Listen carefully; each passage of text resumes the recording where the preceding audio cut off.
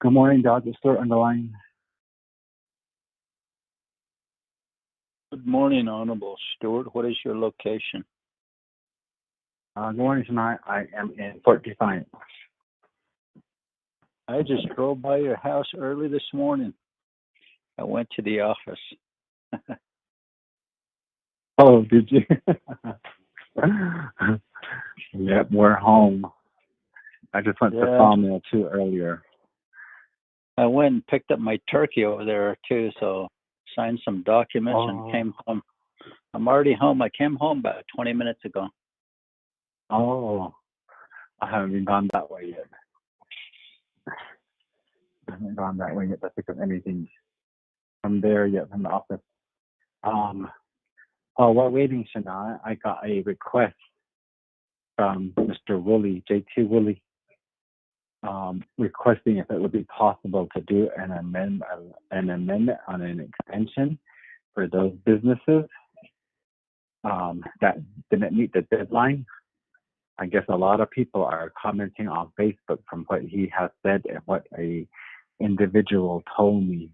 I have a person by the name of Norbert from Crystal that has a shop, and I guess they applied way back in October, but for some apparent reason, their paperwork got kicked back.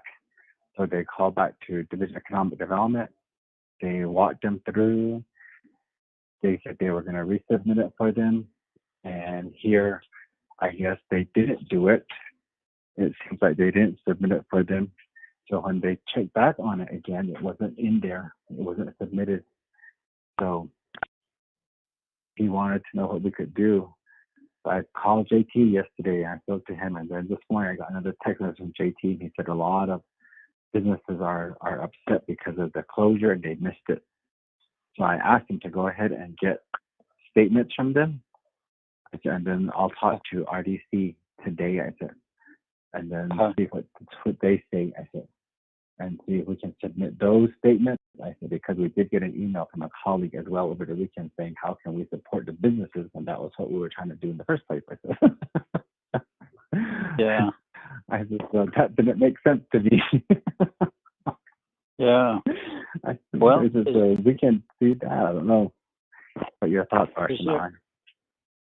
Are you going to request legislation for that?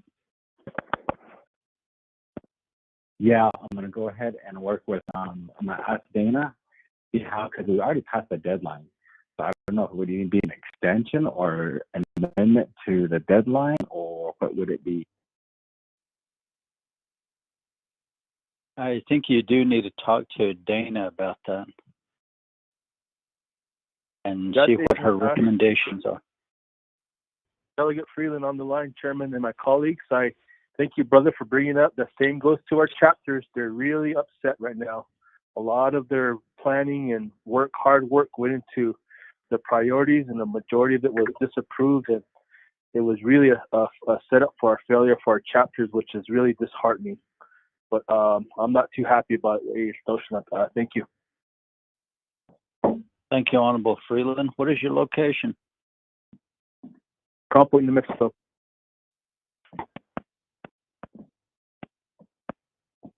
Thank you. Chairman Callan is here.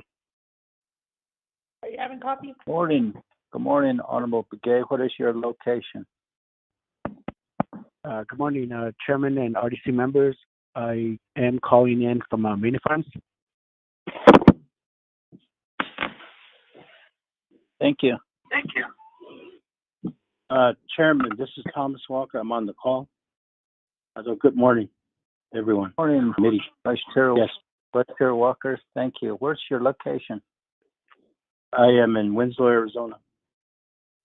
Okay, and we'll go ahead and get started. Call this meeting to order at 10:09 a.m. My name is Rick Nez, Chair of RDC. Ms. Whitty, could you do the roll call, please? Okay. Mr. Chair, to RDC members, good morning. Today is Wednesday, November 25, 2020. Roll call for the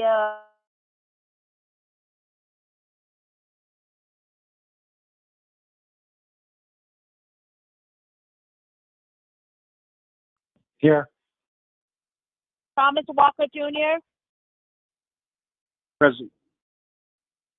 Herman M. Daniels, Here, good morning. Mark A. Freeland, Present. T. Allen Begay Jr., Morning, Shmayaz. Kalen's here. Thank you. Good morning.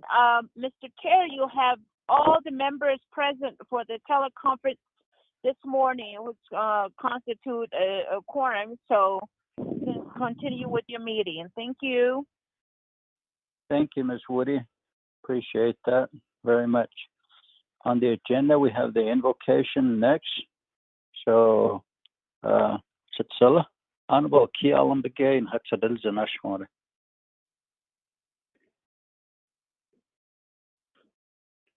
Chairman, other RDC members, other staff, other that's not funky, not so. Oshin Kudo, Yada the Nisto, other hit Ashim hit to the Holoniki Shimpe, how Ecuador nos. Now the Dolgish. He had got your Ashon DE and the BA. Ko actually be quite he had in on this near the Arco and then he had now I don't have ya Naniska. Arad art so cool. That a na some kai be had in like company. Make a lie cool be taddy dahi cool he had the schneedle. Arad chill of ye company he could be Hajison, but other conquer the desk are shined. But end the car in an linigi in Hain Lado conducting holders. Put end the Kodo banana in the canto banana in Chicago coin issue. Just straight in because it's a new with the coin machine guard. His aunt wing lad or less door, his aunt what's that or less. The coin hit and lean hashing it la a be in the house. It ashing Kodo be in Lini, it's that day. And then Lini hashing it la a Kodo in dark. Then hashing it la a Kodo. Do ba in is in to had the only the shop. But what aimed Nahabajin, but Nahaba Holia. Other but Jane Lini, Nha, Dan Strito, other comp family, relatives, hit Ashibik A with the Shinhunka. Hasato at the Hazako Goshin, hold just to his count Konkat. Kayhuinson, Thanksgiving Hatigo Konkat, Bilihanat Astole. His zig had ego la a concat for Ilay Basket and only. Ilay Kodo by Katie needs his concat in the deed arm. Before I done and she sat.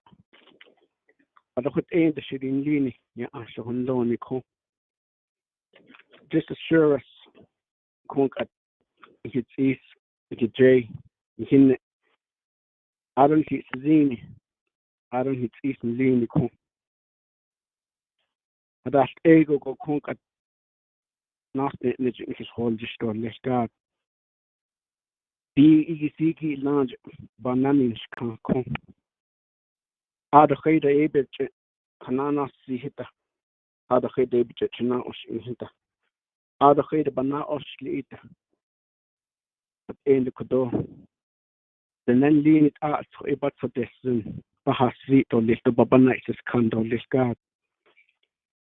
DK, so other cool. Slatin Kaya Hoto Noda. Adon Hassan as Ande Kunk at so a kung. In Lado had in Lado Hoshi Hoka to hold the Shikinde. I showed it on the snow ecuador, banana seat or list of banana is candle list large. Ada Kodo Hinanish Inis and Quacky Resource and Development Committee of Yale Conquered. Now be quite at Nego Tish, Lizzie Quacky Washington's Angie Continent.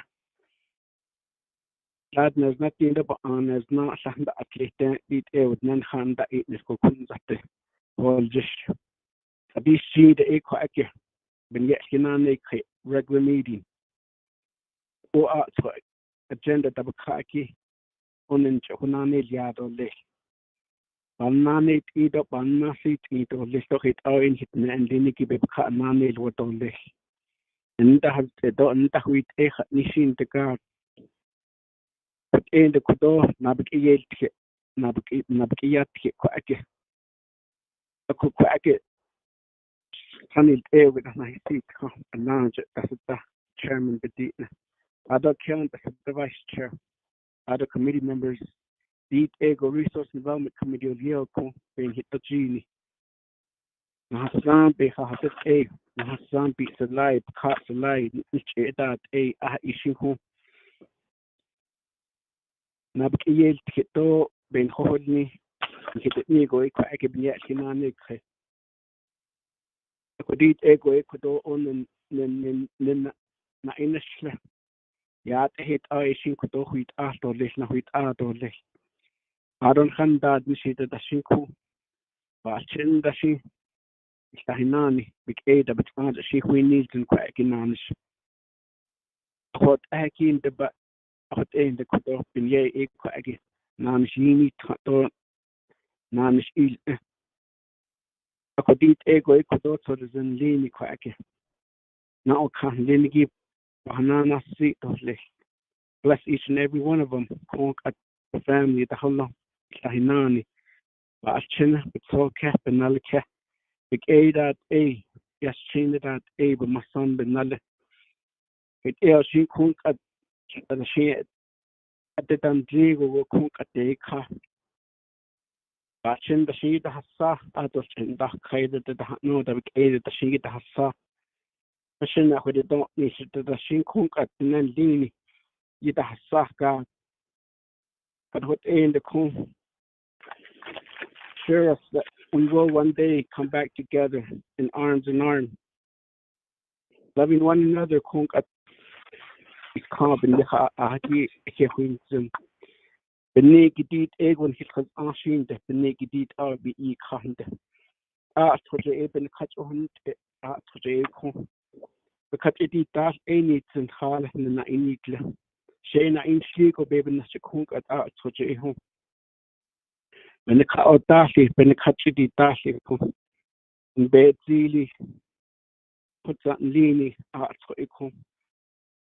It ate the Ecuador, the be Nahot and Chak baby Nashakati ilde. Either she would that a baby Nashi Kakit, baby Nashikodo, short the needs in Shwins in the ship and yet the hot baby chain hit zeal or late she heap and yet out the ground, but what end the Kotodo, bananin car. Nahawalia, Nahajin the Pat, Nahanaji the Pat. Either the she bitch hit the needs out of bitch hit the needs, see the bitch hit in the case, seen the Nahanacha Queen the Ladon, hand the knee under the sky. I could eat ego Ecuador for the Lini Baha seat or Lico. I don't his staff at that A.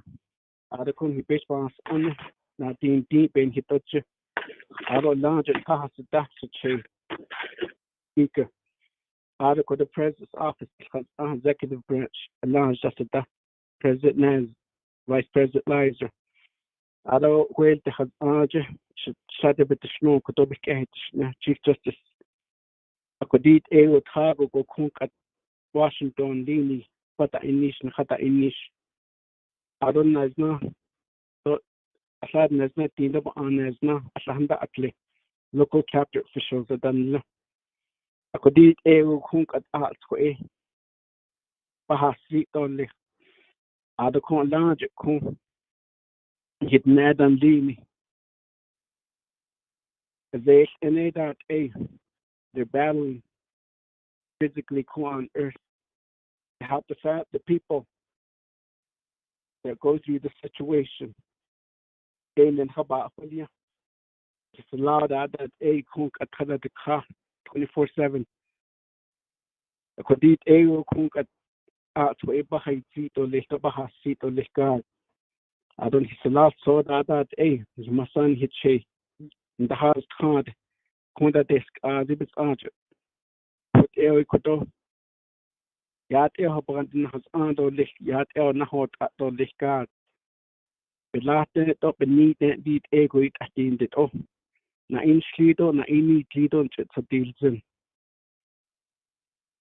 it dabit the kwake it's the chihlat so dissen shall plan that ya hoto ni so la hot so we did not see it the god but hot the kudot art so in na na the leko so dissen hat ni baby na kudot it so dissen bahasi the and blessing each and every one of the family out there, God. Is con kudot Thanksgiving in the blessing each and every family that will be missing a loved one, but nonetheless assure them, keep them safe, and give them strength. Kudonos net net tahnad tol tahtonas nani katole. Dit ego ito dezen lini ahasi o lesto di sukoshi. Na isis kando leko ni yet tasaki. Mahasam kaje del ako kudo atun haiko ziado. Haye katasli it egi ni tlando begin slango ku be nasini tagat. With that, God, Kodoshi, the day to be in hospital, Yat hit Nahot Atole. The last slab of Oshla, the day asked would be second Hudson stone on this God. He, yet Jesus Christ, visit the Natchet out Edoli. Amen. Amen. Yes, sir. And again, I sent go here. Kashay Koro, Asnan, Nanta. Announcements. Honorable Vice Chair Walker, do you have any announcements?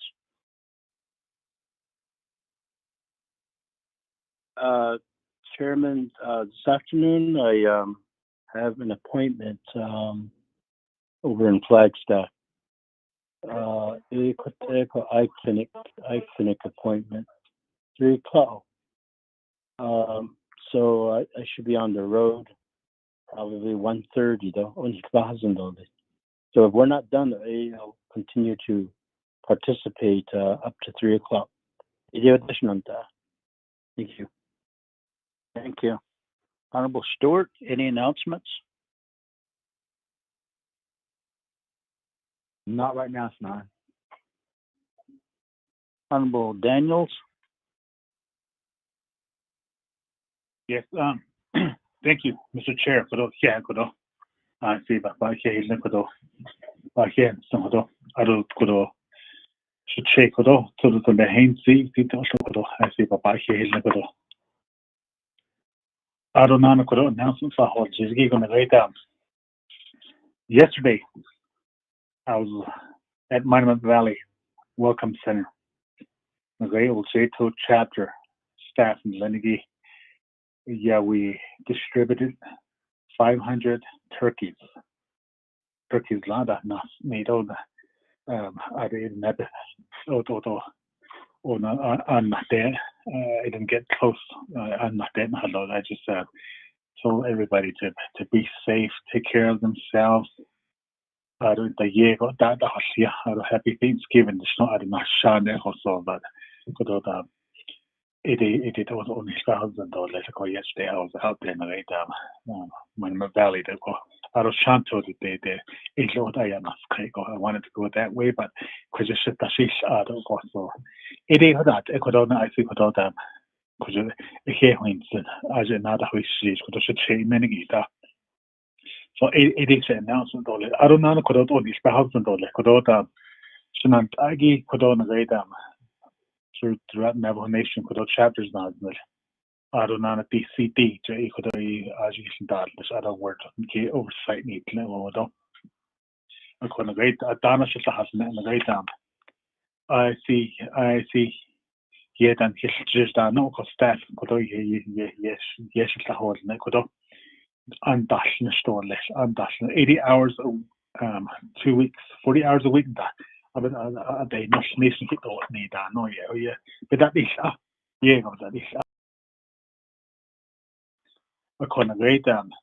just in Old Jato, Monument Valley area, Cheetah area, Donna, there was 70 new cases. So nation get that no. At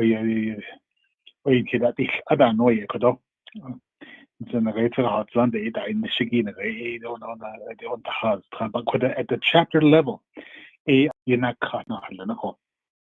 staff and I see that every day na halo never see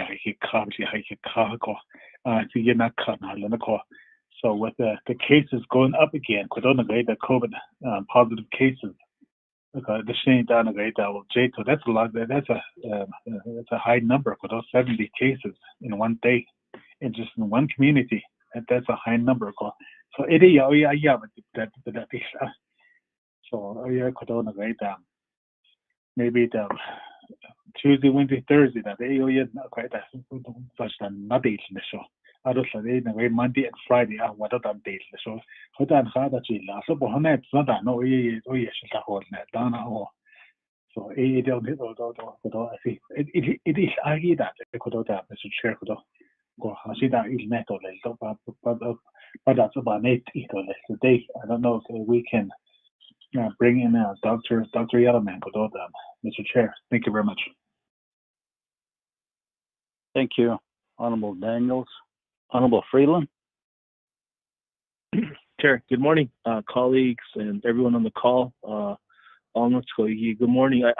I just wanted to say happy Thanksgiving to all of you and everyone listening. I think each of us have a lot to be thankful for.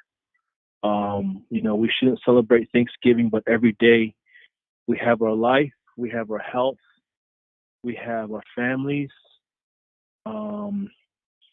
In this uncertain time, we have to think of those who are not as fortunate, and those who have lost loved ones who will not be celebrating or having a Thanksgiving minus one or two individuals within their family. Those empty chairs. I think we really need to put things back in the perspective of the times, and this year 2020 hasn't been a good year for us, but we just got to continue to pray and look forward to there's always a new day, there's always a new horizon, the opportunities that lie ahead for our people. For us, I wish I could see my family, extended family, this Thanksgiving. I have one son left out in the cornfields, and I wish I could go see her, but I want to protect her. I can't do that. And, I want for her protection. I don't want to jeopardize it. And even though I'm not positive or anything, I still want to protect her. And I think of my parents. I think of my loved ones that are not here. But me, I'm very thankful. And I have this life. Each of us have this life at this moment. We have this opportunity to help our people. We have, our well-being in our families. So I just want to encourage you to have a great holiday. Please stay safe. Be careful. If you go out, protect yourselves. Eat lots of turkey. Remember to put on your sweatpants, Shnatai, everyone. Make lots of leftovers. But really enjoy your times that we have with your families. And I want to encourage everyone out there to do the same. Please pray for those who are not as fortunate as we are. Chairman Edia, thank you. Thank you, Honorable Freeland. Honorable Kiel and Begay. Chairman, I don't have any announcement, but I plan on asking to be excused by noon.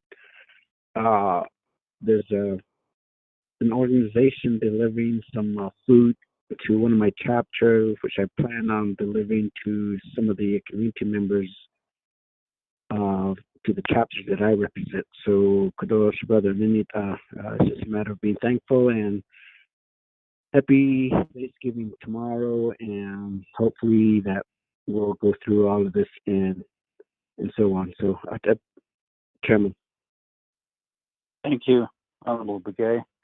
Shay, I have one announcement. This morning I went to Wonder Rock and I came back right away. And when I was there, I met up with Honorable Paul Begay. He asked me to provide a head count for Monday's meeting at Antelope Point Marina. They really need a head count, Shananta. So if you would respond by text message, the group text, and say that you're going to be present at Antelope Point on Monday at 9 o'clock, we can let Honorable Paul Begay know how many people will be there for Monday's meeting. So, and also happy Thanksgiving to all of you. There are a lot of things to be thankful for. Our health, our physical being, all the blessings that we receive. And during this time, we just always pray for each other. We have probably never prayed as much as we have within the last, since March. And we just need to continue to pray for our people for protection. I don't hear yat eho nakhatsaban zando I seen Hansen case don Nabansen case on it need also here. I just want to say thank you to my RDC colleagues for serving the communities and being respectful to each other, other staff here. And I just want to say thank you for that. And recognizing guests and visiting officials, we'll just have the introduction at this time. Honorable Vice Chair Walker. Chairs, all committee members, all staff, all the listeners and presenters for today's meeting. I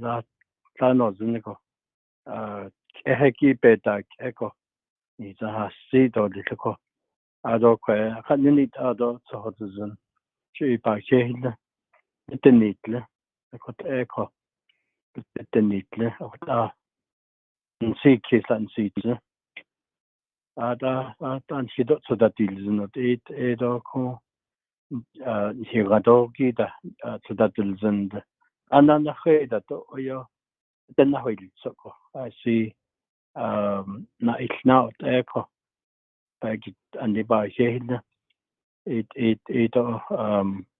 uba this instance to the delegate begay a coho adult committee members to that the nasi ka hidilzen do hidilzen.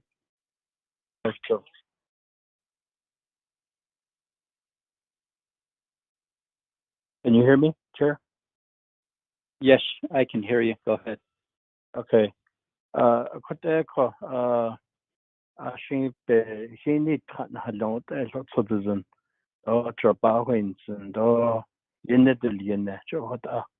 It nan should echo by Hale. I don't say what in Edo Setanitsin of the Dekre. Ikineko out our yelty. Ko what echo out on the wita. But she yat eto is session what dal.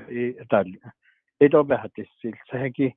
You could out to that don't end shiniki iya a shin at a big towardney.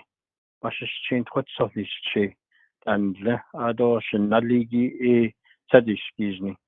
A quite echo ado Western Agency aja eta base and the Nebanch chapters gi ya loop ho holieto ado Bird Springs 8 city to Delani Lake 8 Twinaheli Cameron Nana Hassan and a coal mine ya Sekwa gate holieko aja Carson a little Kadawi Panashakwaja Sarah Zando RDC go yeah Nanda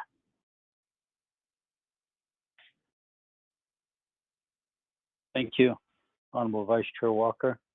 Honorable Stewart.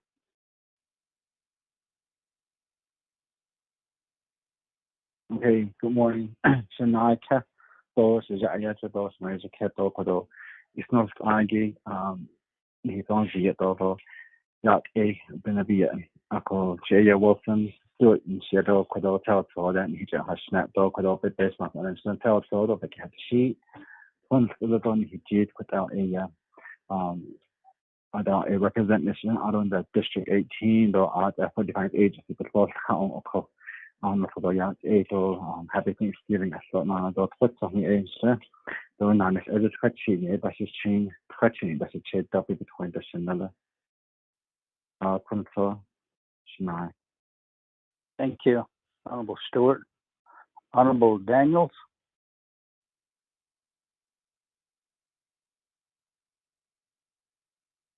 Thank you, Chair. She could have she could have Herman Daniels Jr. I don't know. I don't know. Any bit any. Because the sunny was just seen. Now create the night. That's she. I don't know. The toy hit. I thought it's another. What I mentioned. I don't old J to shot to copy. Can't do nothing for anybody. Thank you, Chair.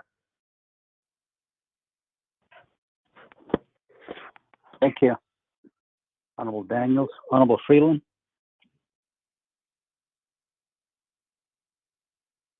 Chairman. Go ahead. Introduction. Okay. Thank you, Chairman. Good morning, colleagues, everyone listening on this call. Shije Mark Freeland this year, those Linigi Totsoni, Snowdop Kia, Ani, Asia, Sanjay King, that's a chair. I don't turn up the nation. I represent 8 chapters out of Eastern Navajo. Crown Point, though, Nahadishkis, though, Tsehe, the Senti, White Rock, Lake Valley, Herfino, and Nayeze. Also represent Eastern Navajo on the RDC committee. Colleagues and chair, happy Thanksgiving again to you and your families. Let's pray for our people, and let's pray for the winning against this invisible enemy, this virus. Things look better for us with the vaccine potential after the new year, but we have to remain on our guard each and every day and protect those loved ones that we can't be with at this time. But happy Thanksgiving to each and every one of you. Thank you, Chair. Thank you, Honorable Freeland. Honorable Kialam Begay.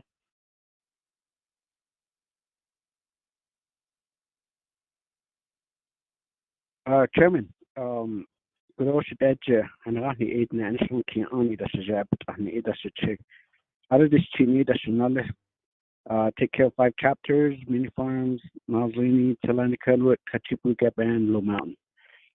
Yeah, those, Chair.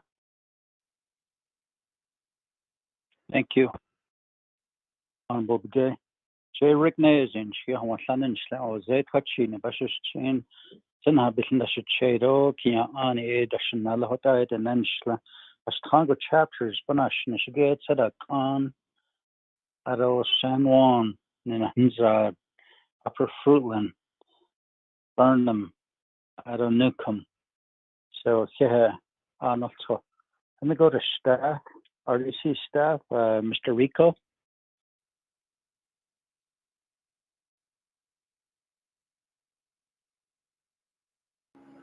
Good morning, members of the Resources and Development Committee. Yate Bene, Che Manuel Rico, Yinsha. So far, the Sloan, I was just chain couple hundred chain up additionally. Kutao, Dinesh. I am currently the interim director here at OLS, and I'm covering this meeting for Ms. Shami Begay. Thank you. Thank you, Mr. Rico. Ms. Woody.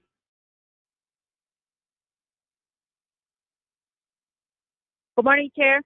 And then RDC members, nothing hit up yet, happening hidini role. I don't hear Hiaz and Jano and Katarins and Kialan Begay. Which put all here that national shade, which is a thank you, Jesus, a call for Thanksgiving do here ko here han hidini do late happy Thanksgiving che ya le khu ye de ko na sha steamboat de na trapa ha de slo de battle je ne pas chin ki ane da shi che ro na jene da shinale akot and today yeah I'm in Wonder Rock, so I'm calling in from Wonder Rock. Thank you. Thank you, Ms. Woody. Ms. Khan? Good morning. Good morning, RDC members. Yat Edan to everybody who is on the phone with us this morning. Jay Mariana Khan, the Shijina, Tohi, Glean, with Ani Bashis Chi, last Jay, A. Dashachi, Sanjik Kenneth, the Sonala, to Heli, de Nosha, Ada Kude, Mishit Bishbay Hashner. Good morning to you, and as everybody has been saying, this is a very trying time for us Navajo people, our dear loved ones, and this incredible virus that we are dealing with. Many of us in our families have had people who are dealing with the illness and who have passed on because of the illness. Many of us are experiencing tender hearts, and for that we all pray for each other and give each other encouragement. And for that we are all thankful, and for that I am thankful. I am thankful for the Navajo people who we are a nation. I am thankful for our nation, for our people who help each other, pray for each other, and continue to communicate with each other in safe ways. For that, I am thankful. Good morning to you, one and all, and I look forward to our call this morning, Mr. Chair.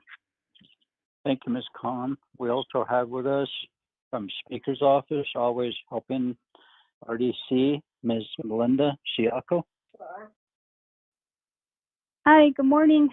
Thank you, Chairman Nez and the Resources and Development Committee. Do hiala ben bi haish kando the hito designation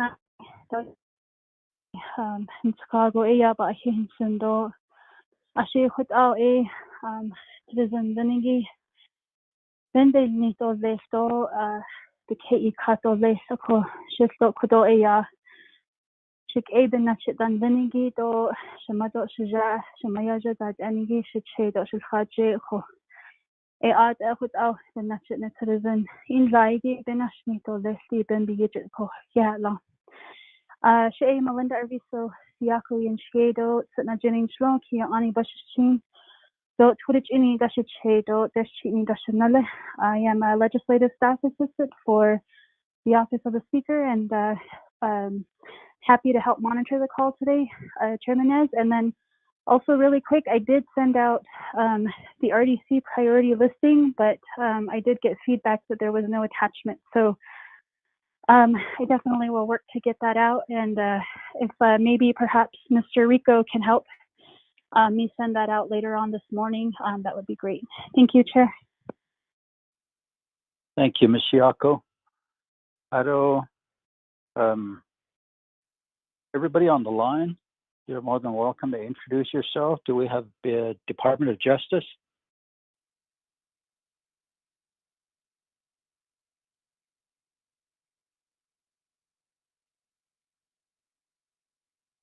Good morning, Howe? Chair. This is April Quinn from DOJ. Good morning. Thank you, April. Good morning. Mr. Howe? Good morning, Mr. Chair, and our honorable members of RDC. This is Chuck Howe from Shanto Chapter at the request of Honorable Daniels. Thank you. BIA, Mr. Stevens?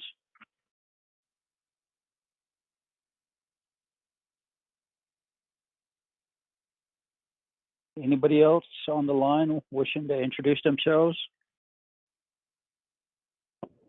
Good morning. This is Milton all the way from Cameron Chapter.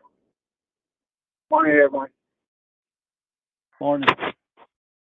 Good morning, Chair, Resource and Development Committee. This is Philford with OPVP. I'll be listening in. Morning, Mr. Philford. Good morning. Morning, Mr.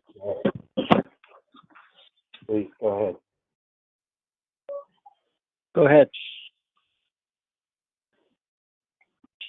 Good morning. This is Wanda Bagodi calling in from Coal Mine Canyon chapter. I'll be listening in too. Thank you. Anybody Good else? morning. Good morning, Mr. Chair. Members of the RDC committee. This is Gabriel Yazzie with Canton Township. Good morning. Next. Good morning, Honorable Chairman Nez, Honorable Delegates, and everyone else on the call. This is Rowena Jeremiah. I'm with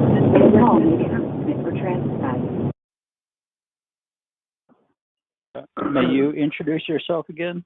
Please mute your phones, everybody. Go ahead. Good morning. This is Rowena Jeremiah with the Minerals Department. Good morning to everybody on the call.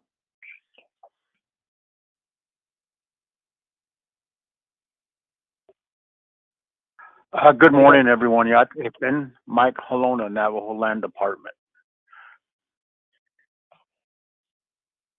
Morning, Mr. Alona.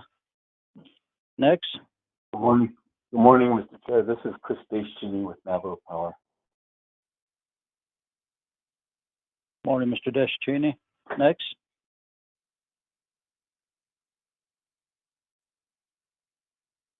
Good morning. This is Aaron Sinigini with WSR Insurance. Morning, Mr. Sinigini. We also have with us 24th Council, Honorable Chairman Otto Show. Good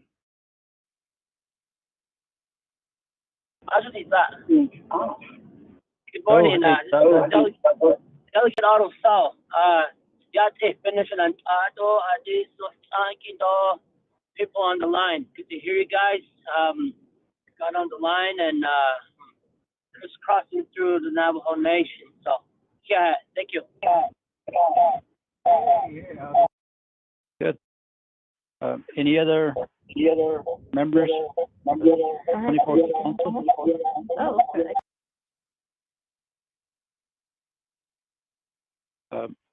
Arnold, so please mute your phones.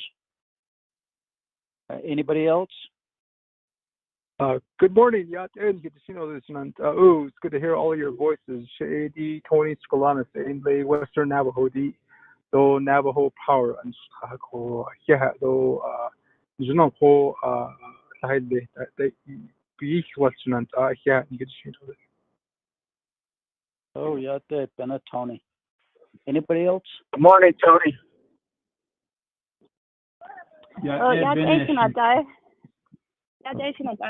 Clara Pratt and Shea Prago for your time today. Appreciate all of you and want to wish everybody a happy Thanksgiving. Next.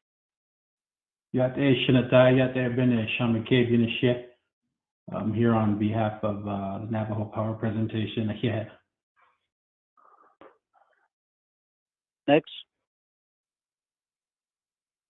This is Josh Finn, also from Navajo Power. Good morning, happy Thanksgiving, and for your time. Morning. Next. Yate Bene Shea Honorable Lane and Shea, and I'm here on behalf of the Navajo Power team as well. Happy holidays. Next. Yate Bene Shea Dan Rosen and Shea, here on behalf of Navajo Power, co-CEO and co-founder. Next. You have Katie Heath with S Power in partnership with Navajo Power. And happy Thanksgiving to everyone. Thank you. Next. Yate Chairman Nez. Good to hear your voice. John Lauer here from Navajo Power, wishing you and the entire committee a happy Thanksgiving. Thank you for the opportunity to talk. Thank you, John. Anybody else? Got Ashananta, those are Tilla, the William Skeet, the Mineral Surface Mining Program, yeah, Ashananta. Also, Yate. Morning, Bill. Next. Yeah, that Benedict Brown Jones, Chair, RDC Committee and Chairman, on behalf of Navajo Nation Surface Mining Program. Thank you. Next. Yate Benedict Ronnie Ben, Navajo Nation EPA, Surface and Groundwater Protection Department. Morning. Anybody else? None? Hakushila. We're down to number 3, approving the agenda. I'd like to have a motion and a second.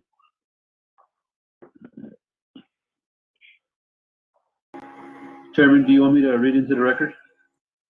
Yes, please. Sorry.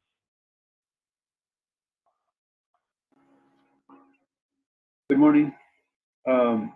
Agenda for the Resources and Development Committee of the 24th Navajo Nation Council Teleconference RDC regular meeting, November 25th, 2020. Agenda teleconference. Presiding, Honorable Ricky Nez, Chairperson. Honorable Thomas Walker, Vice Chairperson. 1, call meeting to order, roll call, invocation, announcements. 2, recognize guests and visiting officials. 3, reviewing and approving the agenda. 4, reviewing and approving the journals. 9, 5, receiving reports. Report A, update report on the former Peabody assets, airstrips, and other structures. Presenter Dr. Rudy Shabala, Division Director, Division of Natural Resources.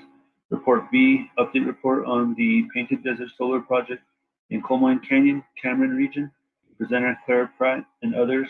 Navajo Power. 6, old business, none. 7, new business.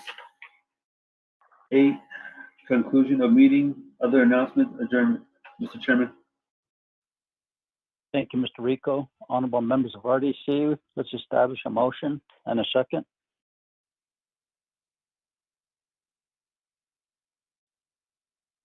Chair, motion, Freeland. Thank you, Honorable Freeland. Second by?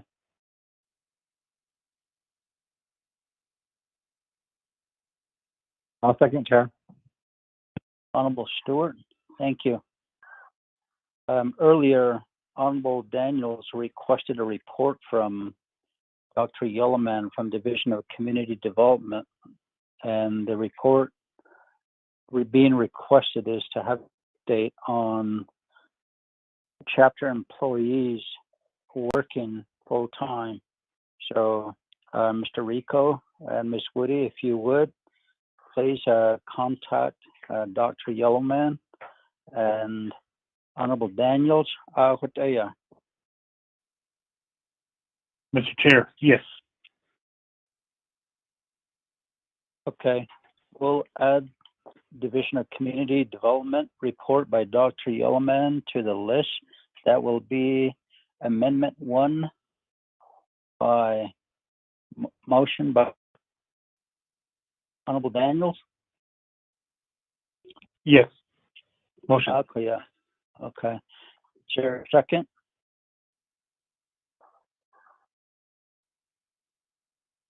Freeland? Yeah, second. Honorable Freeland, second. Any questions on Amendment 1? Any additions? Any other additions? We only have reports today, Samantha. No questions. Honorable Freeland, how do you vote, sir? Green. Honorable Stewart? Green. Honorable Kealan Begay? Chairman Kealan, what's green? Honorable Vice Chair Walker? Chairman, I vote green. Thank you. Honorable Daniels? I vote in favor. Thank you. We have a vote of 5 in favor, 0 opposed. Chair not voting. Motion carries. Amendment 1 is passed. Back to the main motion. Any questions, comments? None. Honorable Freeland, how do you vote? Green. Honorable Stewart? Green. Honorable Begay.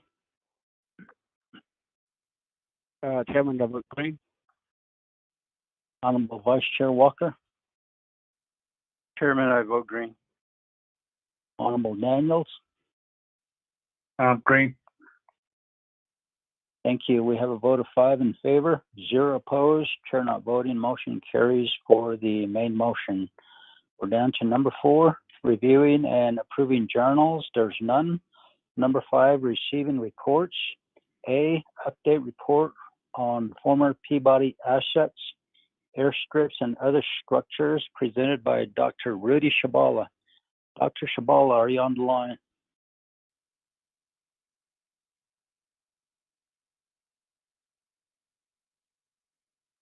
Dr. Shabala, are you on the line? Staff, could you please contact Dr. Shabala and inform him that he's on RDC's agenda for the day? Yeah, Honorable Chairman. Hey, this is Harrison Billy. Rowena Cheremiah, the acting director for the Minerals Department, she will be giving that presentation.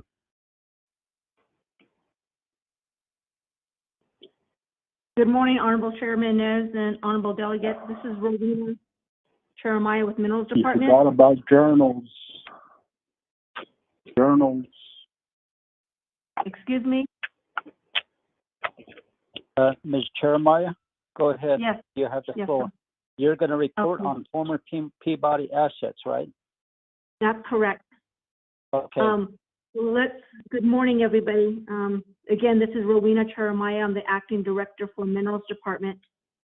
Dr. Shabala was ready to present, and then something came up. I believe he's assisting the president with something this morning.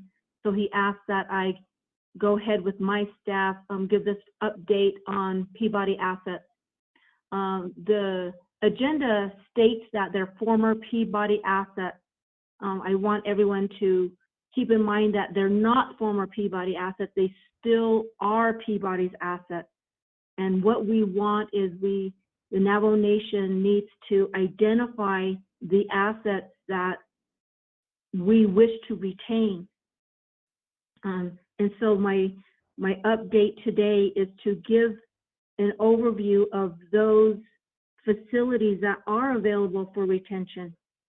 They include the airport, buildings, roads, impoundments, wells, coal handling facilities, and utility infrastructure, which includes the electricity lines, water, sewage, and gas lines that are still in place. Related, but which is a separate project, is also the Many Mills Water Project that I would just want to touch upon. The Minerals Department does not have oversight over this, but I want to bring it to your attention if RDC is not aware of it. So Dr. Shabala informed me that RDC is interested in the airport and what's going on with the airport. So the airport is a facility that is available. In October, our staff with Dr. Shabala and some of DNR, the administrative staff, they took a tour, a 2-day tour of the Peabody's assets that were available. So they went to the airport as one of the facilities that they toured was the airport, and they reported back. Ms. Cheremiah? Yes, sir. Could you pause one moment? I don't mean to interrupt you, but let me go to Honorable Herman Daniels. Nikishak, are you okay with the Minerals Department providing this report other than Dr. Shabala?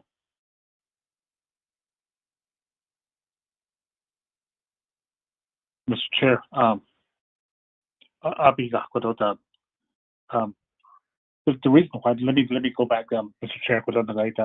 The reason why I requested for this report is there's from Shanto chapter. There's a planning and zoning commission on Hans Playa. They wanted to know what the plan is moving forward with the airstrip and other structures on with Peabody's assets. So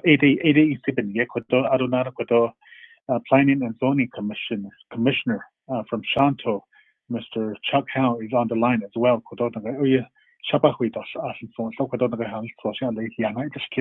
Mr. Chair, but I don't have a problem with that.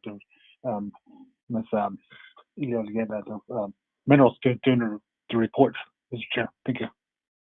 Thank you, Honorable Daniels. You may proceed, Ms. Jeremiah. Okay, thank you.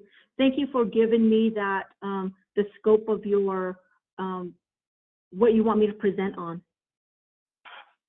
Let me give you a little bit background on the airport facility itself. The airport was in good condition. The tour, the visible inspection was from the outside, not the inside, because there was no keys to go inside the building, but it looked to be in good condition. There were no visible foundation issues. However, the building did test positive for asbestos and lead. The runway has cracks in the asphalt. The building itself is 1,841 square feet. About 1/4 of the building is an office area and 3/4 of it is a small warehouse. So that is what the airport is, what it looks like right now. Now, to go to your question about what needs to be done for the Navajo Nation to retain this building, as with all of the other assets, not just the airport, but all of the other Peabody assets, the Navajo Nation needs to identify what assets they want to retain. This needs to be communicated in writing, a written formal response from President Nez to Peabody. And once Peabody has that information, they can begin their process, which includes with adhering to federal requirements on how to change the land status of these facilities to grazing and wildlife land status, and they need to change it to what's called higher and better use status. So that means they need to submit a permit application package through a minor permit revision to the Office of the Surface Mining and Reclamation Enforcement. That's a federal agency. They need to get approval to do so, and that approval goes through its own process before before Peabody can actually say to the Navajo Nation, okay, it's ready to go and be transferred over to the Navajo Nation. So the process, it can take any time from 1 to 2 years. It takes time. So it's very important that the Navajo Nation start looking at these facilities, identifying what they need, determining the maintenance that's going to be required to maintain all of these facilities. That needs to be really considered, because once Peabody turns over the assets to the Navajo Nation, there's a lot of upkeep that's going to be involved.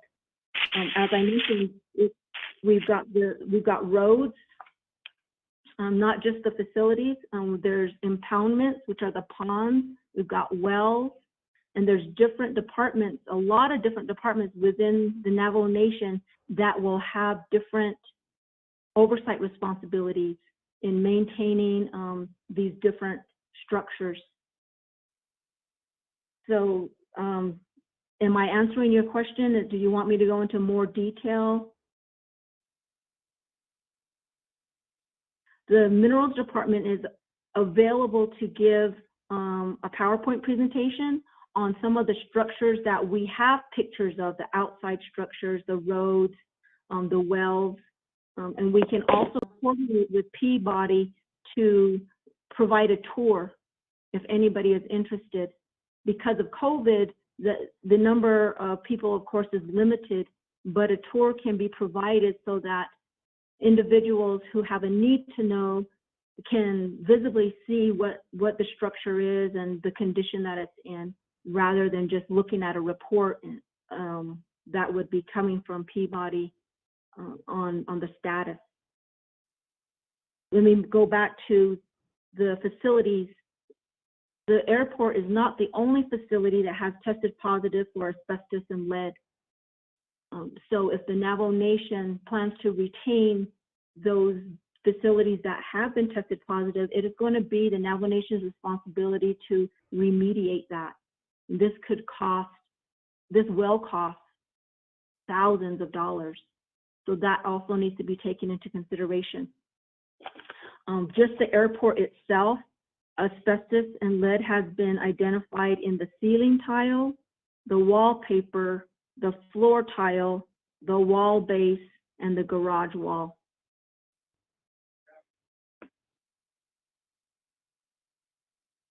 If any of my staff, the Minerals Department Surface Mining Program, wishes to add anything to what I've said, please do so. Thank you, Ms. Cheremiah. Anybody else from Minerals that would like to add to the report?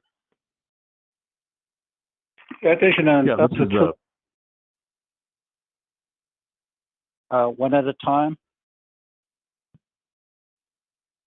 Go ahead, Harrison. Okay, this is Harrison Billy. I manage the surface mining program, and like Rowena said, we have had our staff go out there and participate in most of the facilities, and I think she covered everything pretty clearly. And the thing is we don't know what the questions are, and so we would kind of briefly put that together. But I think she covered everything well. Thank you, Mr. Billy. So, Ms. Cheremiah, you're pretty much done with the presentation? Unless there's a lot of information, so if you have more questions about the facilities that are there that are available for retention, besides what I mentioned, the airport building, there's trailers, there's electrical shop, welding shop. We have a whole list of information that we can provide to RDC if you wish. We can schedule a conference to go over the list. We have maps that we can, and we have pictures. We have a lot of more information that pertains to this overview. But there's so much information that I can only give a high-level overview right now. I do want to mention the Many Mules project. Dr. Shabala he feels that this project, the Many Mules project, is very important, and he wanted me to share the information about the project. It's funded by IHS to develop a water supply project for the Black Mesa residents. And it's really to create a water system to deliver approximately 300 acre-feet of water per year to areas that are adjacent to the Peabody lease. And they approximate that about 200 homes will be funded by the project. Right now, this project is in phase 1, which includes 62 homes. If you need more information on the Many Mules project, the department to go to would be the Water Department. Okay, thank you very much, Ms. Cheremiah. Honorable members of RDC, let's establish a motion and a second.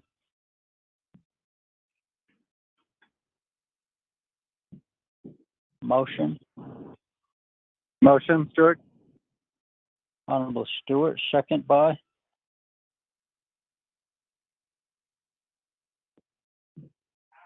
Freeland.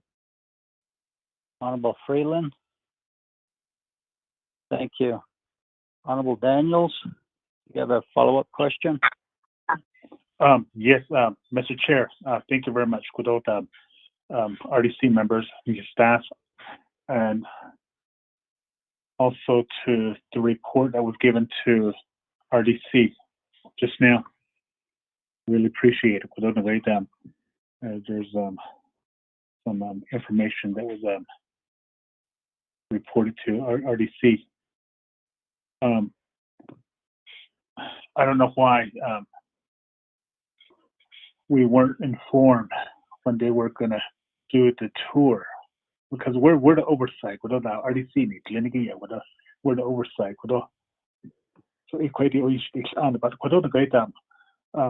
it okay, Mr. Chair, if I could give some time to Mr. Chuck Howe, Shanto Planning and Zoning Commission? They had questions on the airport and other structures on Black Mesa. So, Mr. Chair, is it okay? Yes, sir. Mr. Chuck Howe, you have the floor, sir. Thank you, Mr. Chair. Just as a couple points of clarification and a little additional context, just so everybody understands the nature of this discussion, was recognizing that a number of the features of the Peabody complex are outside Shanto chapter. The discussion came up during a Planning and Zoning Commission meeting, identifying the fact that the airstrip in particular was identified in Peabody's request for proposals related to their demolition plan as the airstrip was to be removed. And we raised the question from the standpoint of whether or not there had been a full evaluation as to the regional value of maintaining that airstrip, both for regular air operations, for med evacuations, et cetera. Certainly recognizing asbestos and lead-based paint contamination in the existing building. Obviously, there needs to be some feasibility to determine whether or not the value of those assets are beyond the rehabilitation or the restoration costs, as Ms. Cheremiah mentioned. The focus of the discussion was just from the standpoint of evaluating whether or not there was value in maintaining that airstrip from a regional standpoint between the chapters that share that area and could be served by that resource. That was the main reason it was raised. Again, it was included in the Peabody's the most recent scope under the request for proposals for demolition of their facilities up there. Again, whether the first step would just be identifying feasibility, obviously there would be additional operational costs, whether that could be discussed as part of negotiations with Peabody for final closeout, whether they either would remove the building and maybe do some repair to the airstrip, or whether the nation would just take over the airstrip, or if it was determined not to be feasible, then everything goes away. We just wanted to raise that discussion as to the value regionally for those assets. Thank you. Thank you, Mr. Howe. Ms. Cheremiah? Well, thank you for that additional information. I do want to add that Peabody did, in some of the discussions, Peabody did state regarding just this airport building that they will assess the remediation costs to that of their demolition costs to see which costs more. So if they may be open to remediating it if it's less than the cost of demolishing the building. So discussions will need to should take place between the Navajo Nation and Peabody to clarify Peabody's statement here. We got to remember that the Minerals Department, and even at the division level, although we can have valuable dialogue with Peabody, we are not in the position to make these decisions.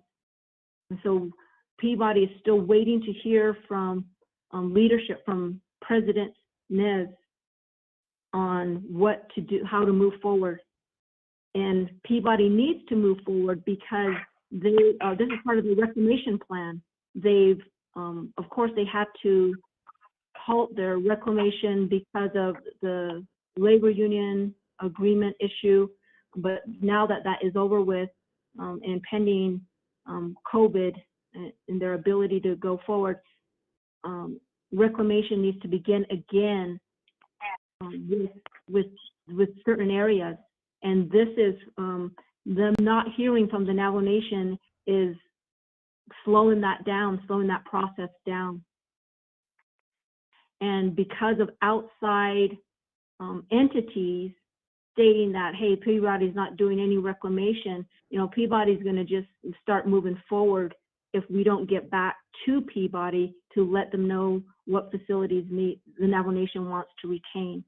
So this is very important that we move forward with this, identifying the facilities and getting people that can make these decisions involved. And regarding the reason why that we move forward with a tour of the facilities is we decided it was all during COVID time, right? So we thought, okay, let's just start very small. Let's start from the department level and get the departments that eventually will have to, that should be informed of the facilities, that will have eventual oversight over the facilities if they should be retained. Let's get them involved and let's show them some pictures. That's how the Minerals Department said, we'll get this PowerPoint together, and that grew to, okay, let's coordinate a tour.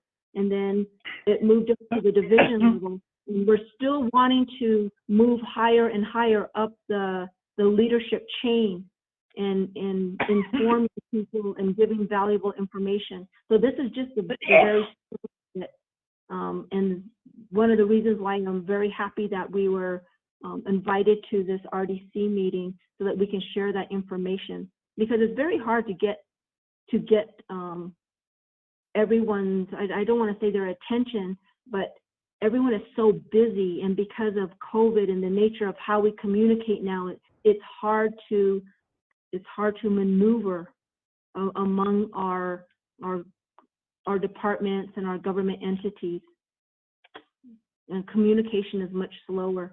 So I don't want you to think that we didn't intend to include you. We definitely did, but we were moving.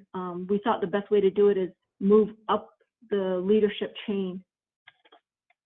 Thank you. Thank you, Ms. Jeremiah. Mr. Howe, do you have a follow-up question? No, I definitely appreciate the position, and obviously the social and pandemic restraints that are placed on everybody, and recognize the timing that Peabody's in and their requirements, et cetera. We're from Shanto chapter, we appreciate the opportunity to voice this issue, and even if nothing happens, at least we've asked the question and posed the discussion. So thank you very much. Thank you. Honorable members of RDC, any questions, comments? Chairman. Shinanta. Chair. Who's this? Honorable Freeland? Yes, Chairman Freeland. Go ahead, Honorable Freeland. Thank you, Chairman. Thank you, Ms. Jeremiah, for that presentation. I guess my question, I have two questions in relation to Peabody, the assets. The first one pertains to the facilities themselves. If they're going to be reclamated, or if there's going to be some reclamation happening or any sort of demolition, how do we know those buildings don't contain contamination? Or how do we know that those buildings are safe to demolish? Or, we don't want to be exposing asbestos or any sort of other harmful contaminants. Should that be the case? Has there been a thorough study by EPA? Has there been a report or any sort of conclusions stating that the area is free of any sort of contaminants?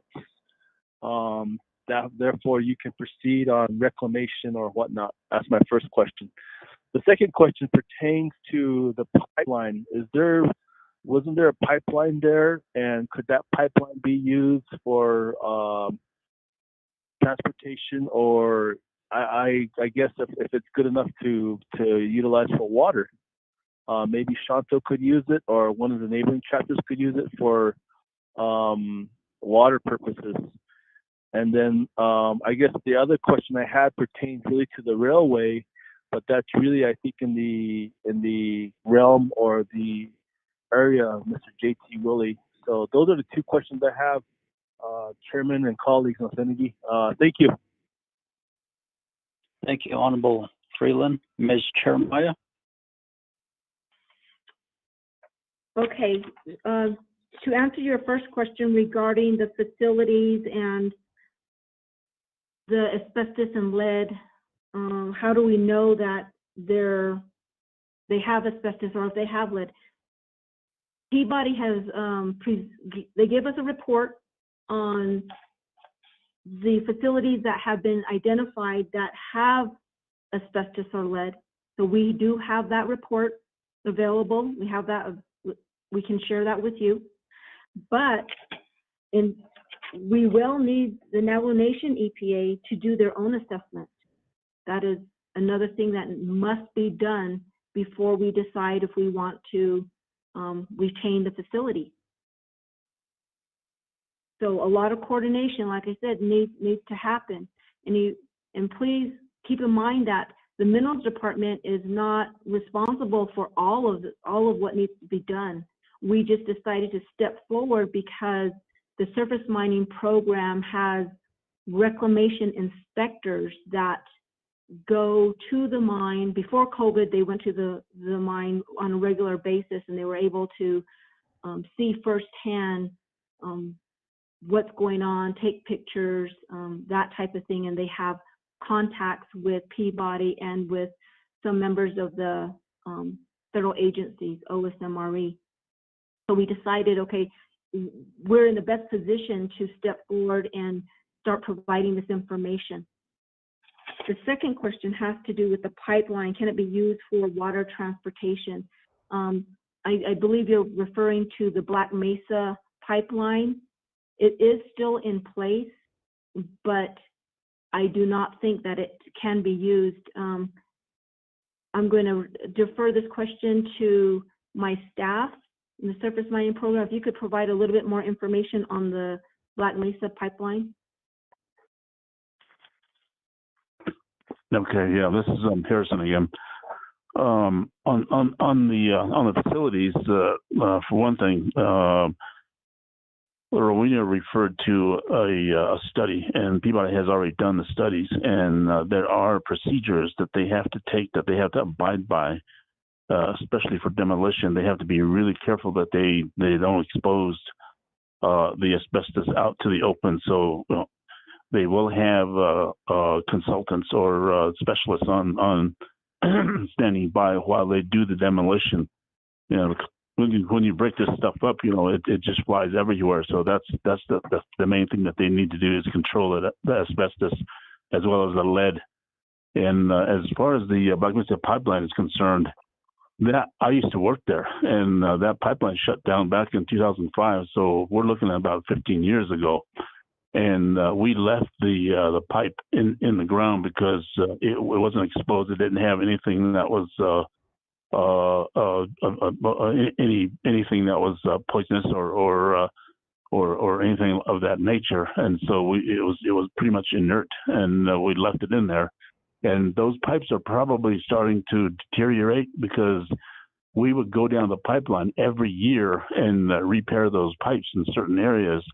And so that pipeline, you know, it's an 18-inch pipe, so it's about the only thing you can use that for is just like, you know, high volume, and anything smaller than that, it's just basically it's useless. It's probably starting to rust out by now.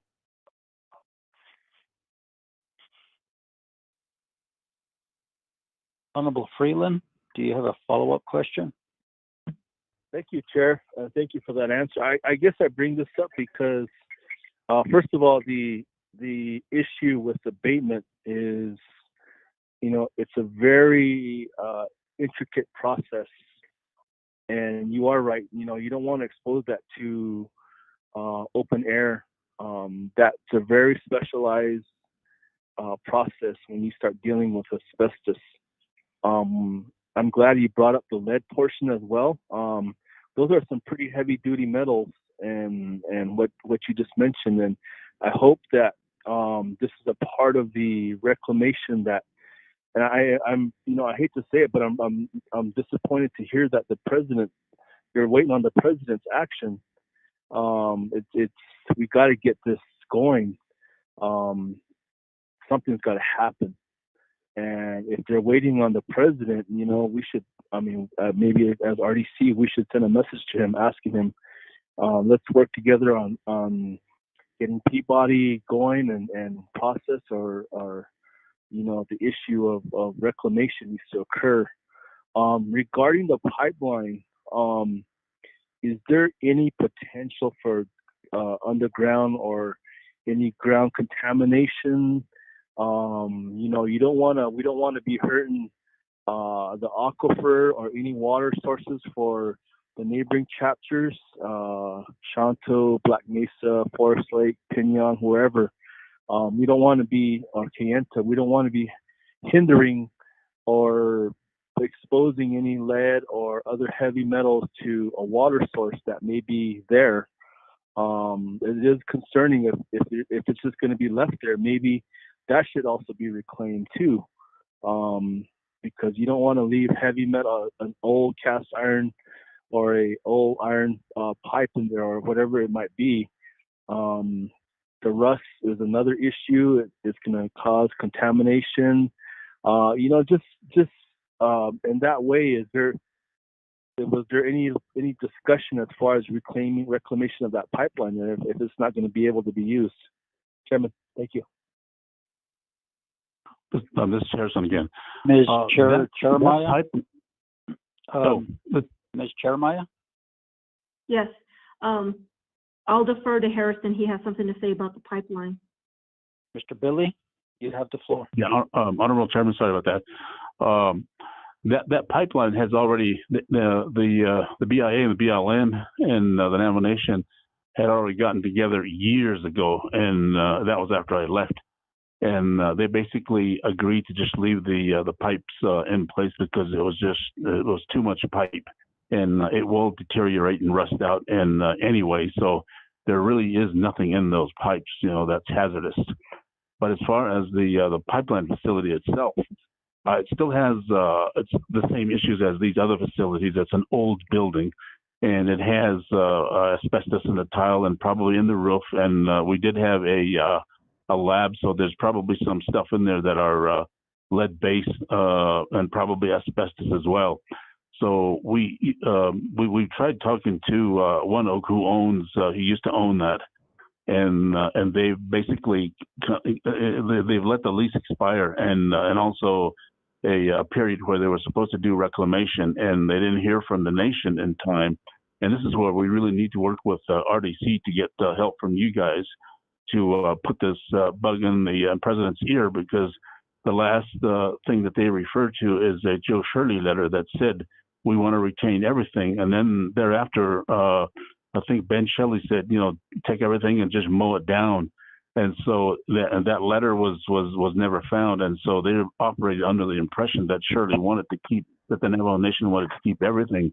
That place is basically just useless. It's best just to tear that thing down. It's starting to crumble on its own.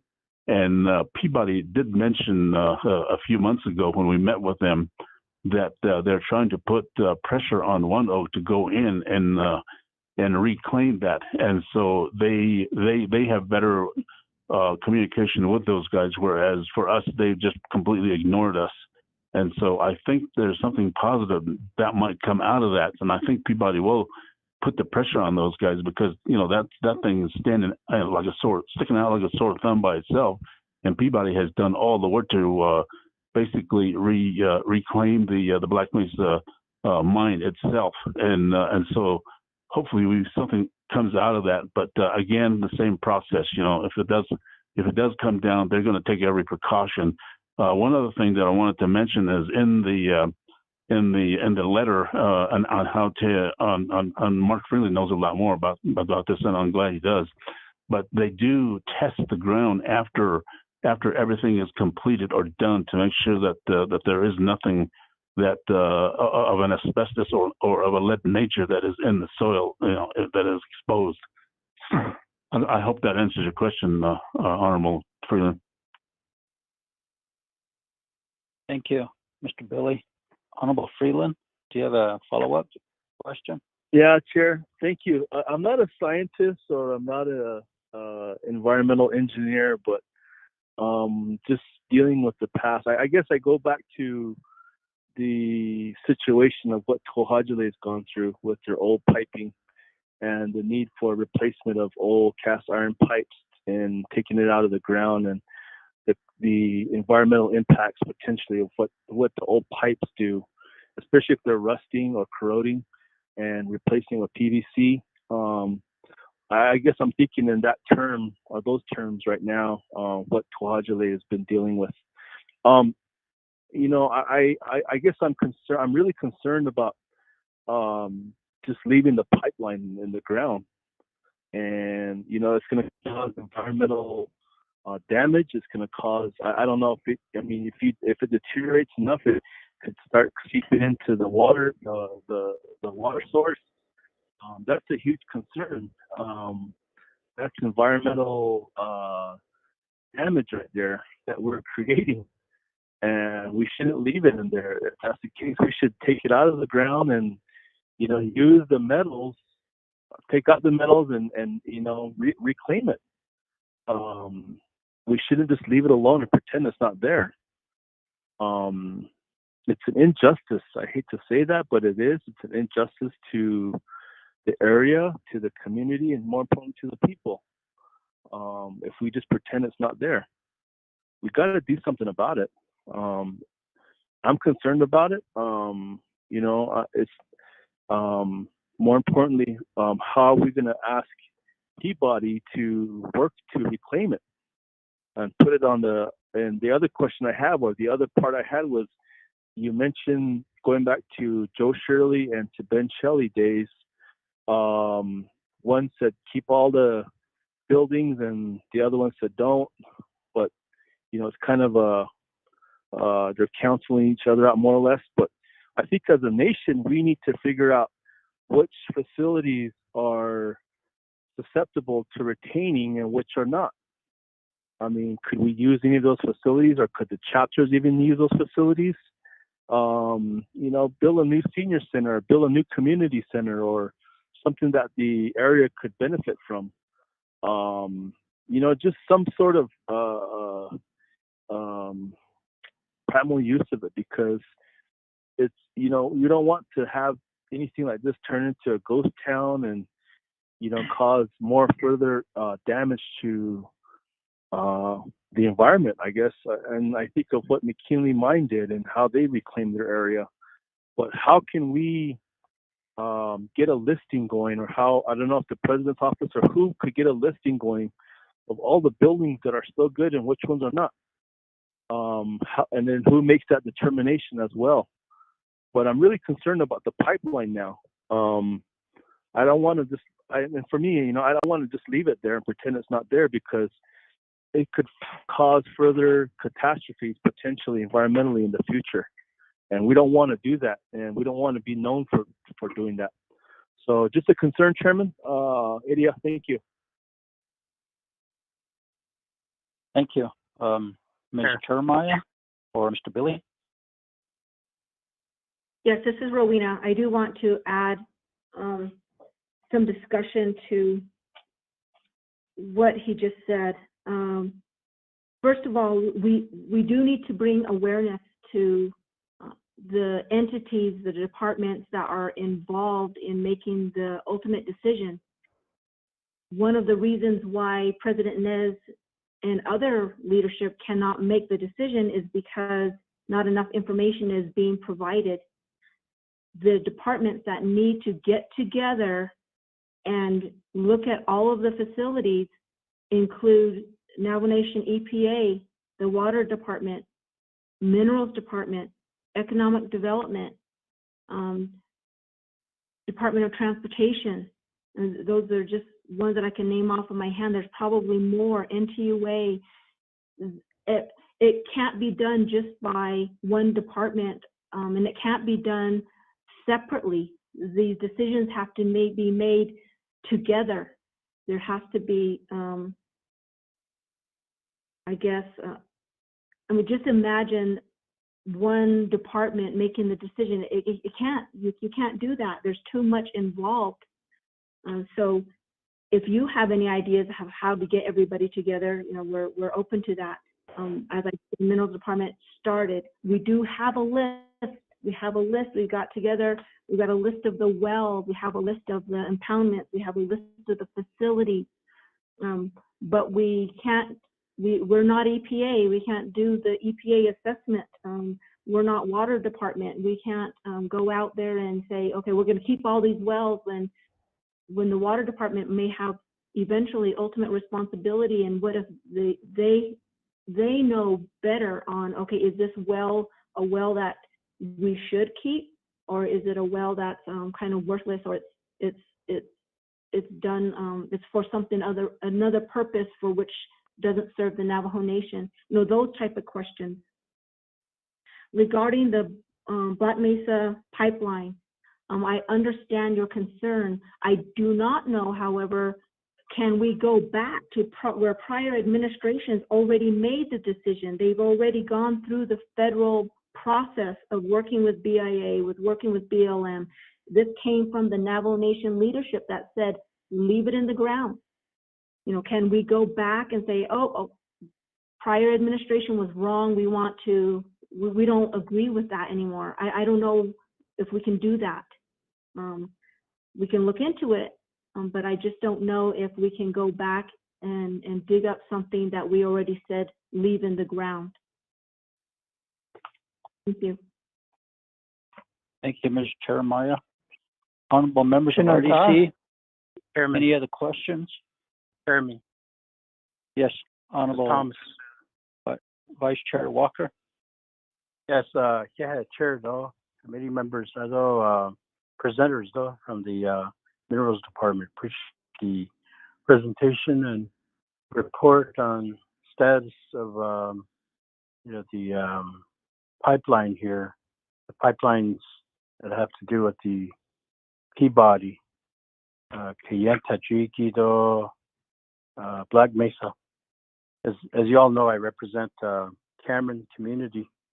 So there is that pipeline that runs through Cameron right across that area, right across the entire community. I call Equag. So you're my from Eastern Agency, Elliot Freeland, he hit the nail right on the head. Those concerns that he expressed again. We over in Cameron, Western Agency, have all these questions as well. I appreciate some of the information. Obviously, there's more information that's relevant and pertinent to decision making for local government.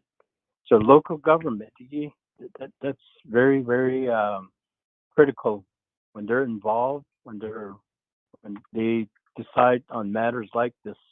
I know we're talking government to government at the Navajo Nation level, federal government level, and then this coal mine industry. So local, we're just accommodating. We're just a host to some of the infrastructure that was put in place some decades ago. When everyone left town, then the infrastructure is still there. So we all know about the pump house over in Cameron, what was once a community well, the pipeline. So we could just sit here, ask these questions again for another 10 years. We want to see closure brought, one way or the other, some kind of closure. That way it's just not sitting there. We're just not circling it and talk about it every once in a while. So as a representative of Cameron, the local government, that's what I want to state here, Shananta.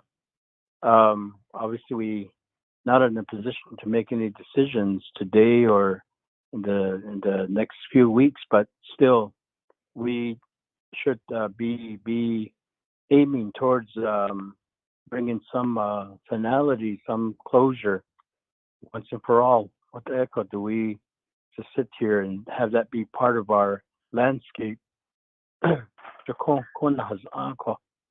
So I wanted to just state that again. I appreciate at the same time. I appreciate the information, very useful information to some of us and certainly the committee.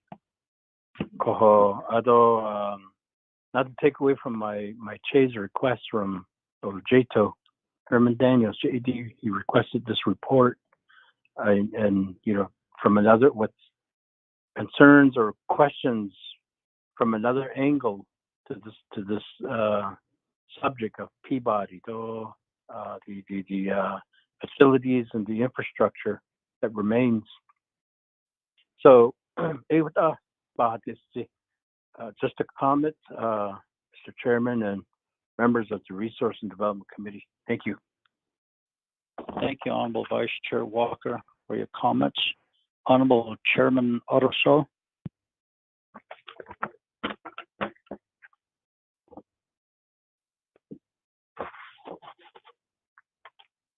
Honorable Ottoso.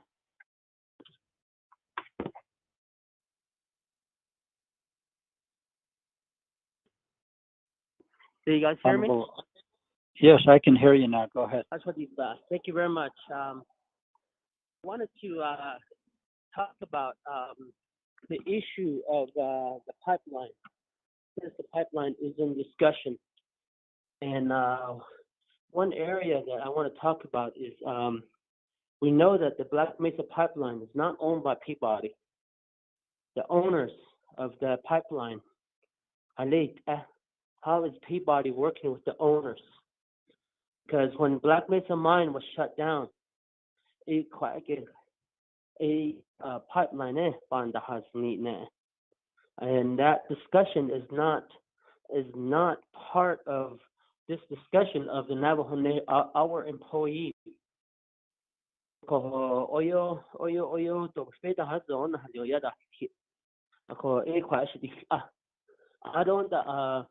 And it speaks to the pumping station on the Black Mesa pipeline. Pumping stations that exist, are those pumping stations part of the reclamation of Peabody?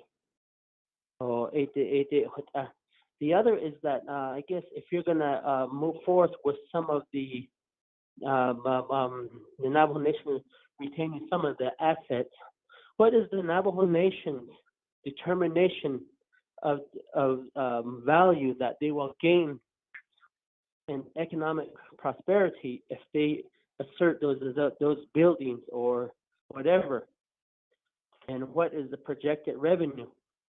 Because if it's not going to bring in any revenue, we might as well just allow people to tear them down.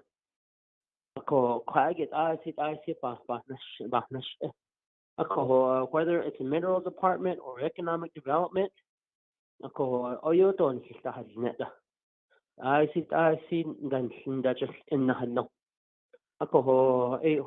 other RDC, this recommendation, let's drop legislation to allow RDC to be the leading party in the conversation for the reclamation of the Peabody, because we cannot wait for the president. So decisions need to be made, and I believe if we go ahead and introduce legislation through the council and allow council to give RDC that authority to act on behalf of the Navajo Nation, for the Navajo Nation Council, give you guys the final authority to work with the programs. Mr. President can go ahead and continue to whatever he's doing. hot an ako ho hot on khahdish ashanant ako ho nino go. I'll drop legislation for you guys. That way we can give this authority to you. Ako aj yan he sanos aj hizad khati adole kwa khali wala adole hiki hot an khaban tiskation and we can't wait. Alcohol. I don't know if you guys want to wait.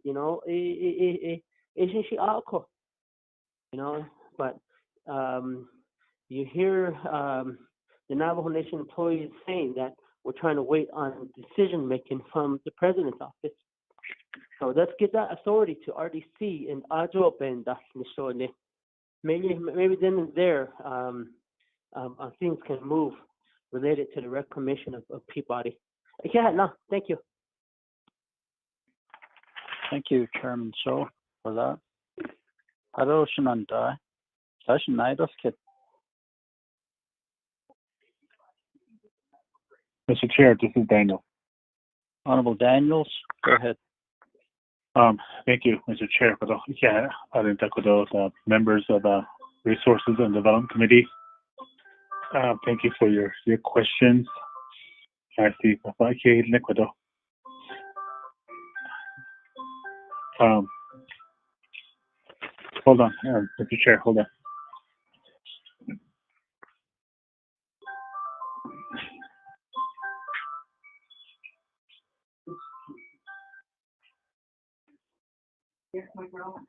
I apologize, Mr. Chair, of my other phone. Kudota, my colleagues, appreciate the dialogue Kudota today. The report that was given from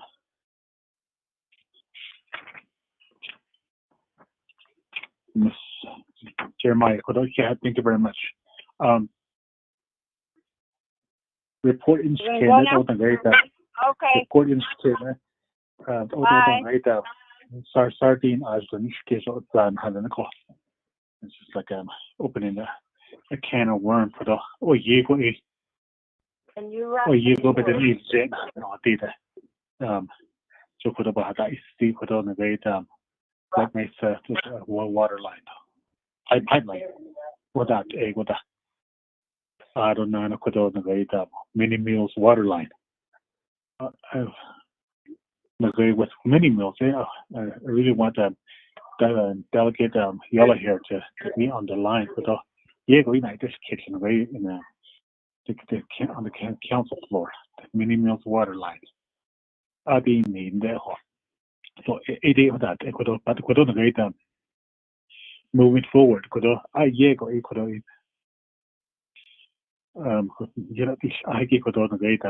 agree with them delegates so so great moving forward with this Ecuador great because not the sneaky Ecuador we're the oversight Ecuador great pertaining to land I don't know issues like that okay and not probably get halonita Ecuador get any teams Ecuador yapi get halonita so it is Ecuador great with the report. I appreciate the report because there's some good information that was disseminated to RDC, but there's other things to this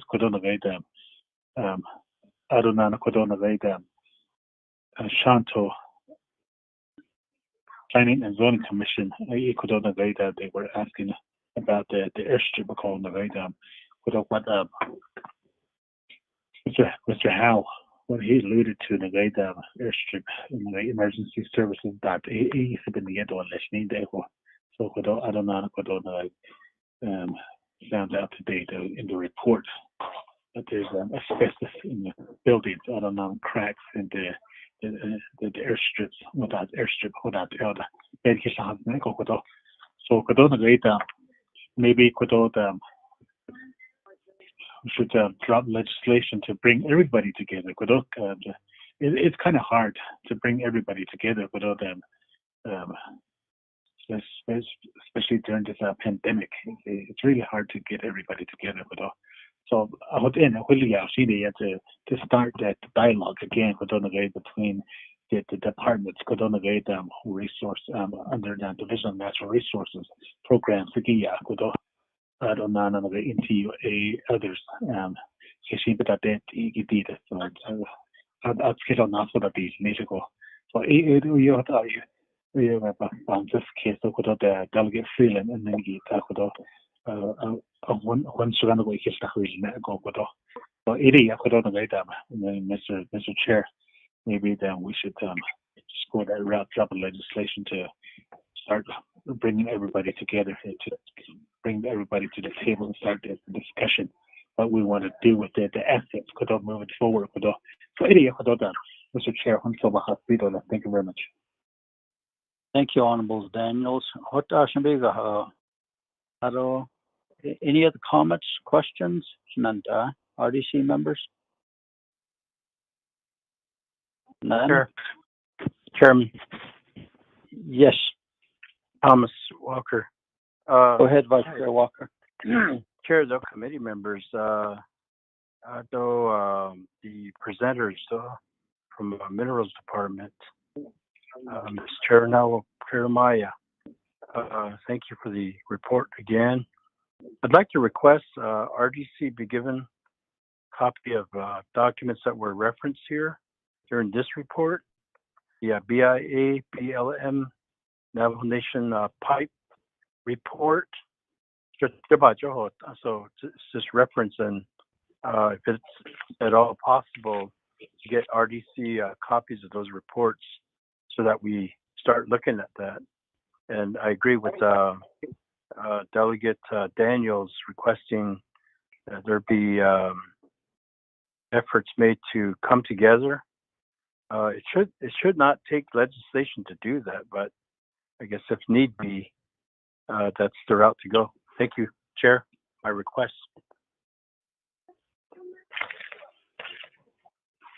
I agree with you there, Vice Chair Walker. Although I think we all, as leadership, do need to be informed about all that is happening out at not only former NGS, but Kayenta and Peabody. And the local chapters should be well informed. And I'm glad that Mr. Howe is here with us today, and also Ms. Bagodi. You know, they need to be aware of all that's happening out there. So,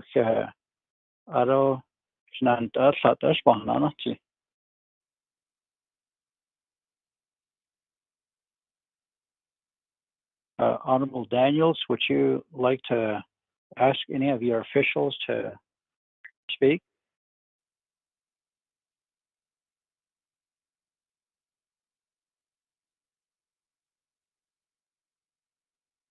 None? I believe we're done with our report from Minerals on former Peabody assets, airstrips, and other structures. Honorable Freeland, how do you vote?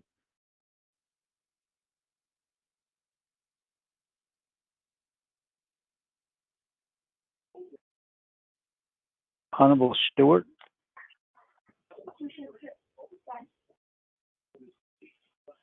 Honorable Molly. Stewart, how do you vote?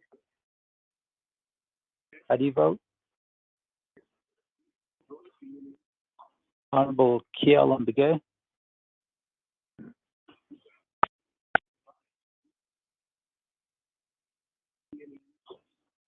Honorable Walker, can you hear me? Yes, I can hear you. Okay. Honorable Walker, how do you vote, sir? I vote green. Honorable Daniels? Green. Honorable Freeland?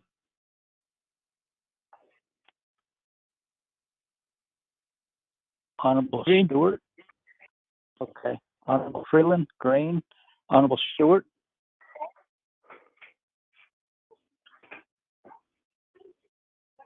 Honorable Kialamke.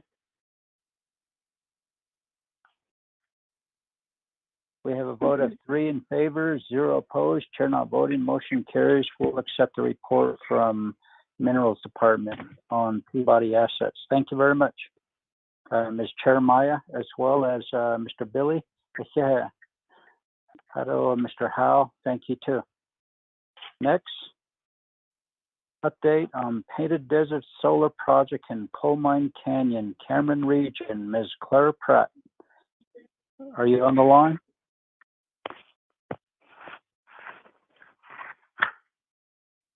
Ms. Pratt? May you all put your phones on mute? Okay. Please put your phones on mute. Thank you. Ms. Pratt, are you on the line?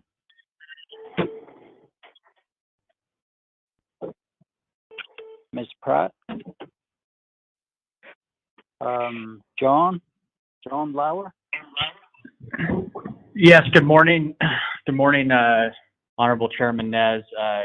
Chris Deschini and Josh Fenn from the team will be providing the update for RDC, and then we'll also have other members of our team here to answer any additional questions you guys might have.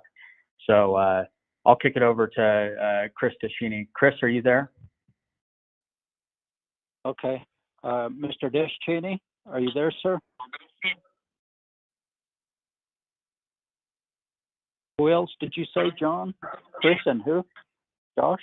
And Josh Fenn from our team. I think, Josh, are you able to call in? Chris, are you there? Oh, I'm here.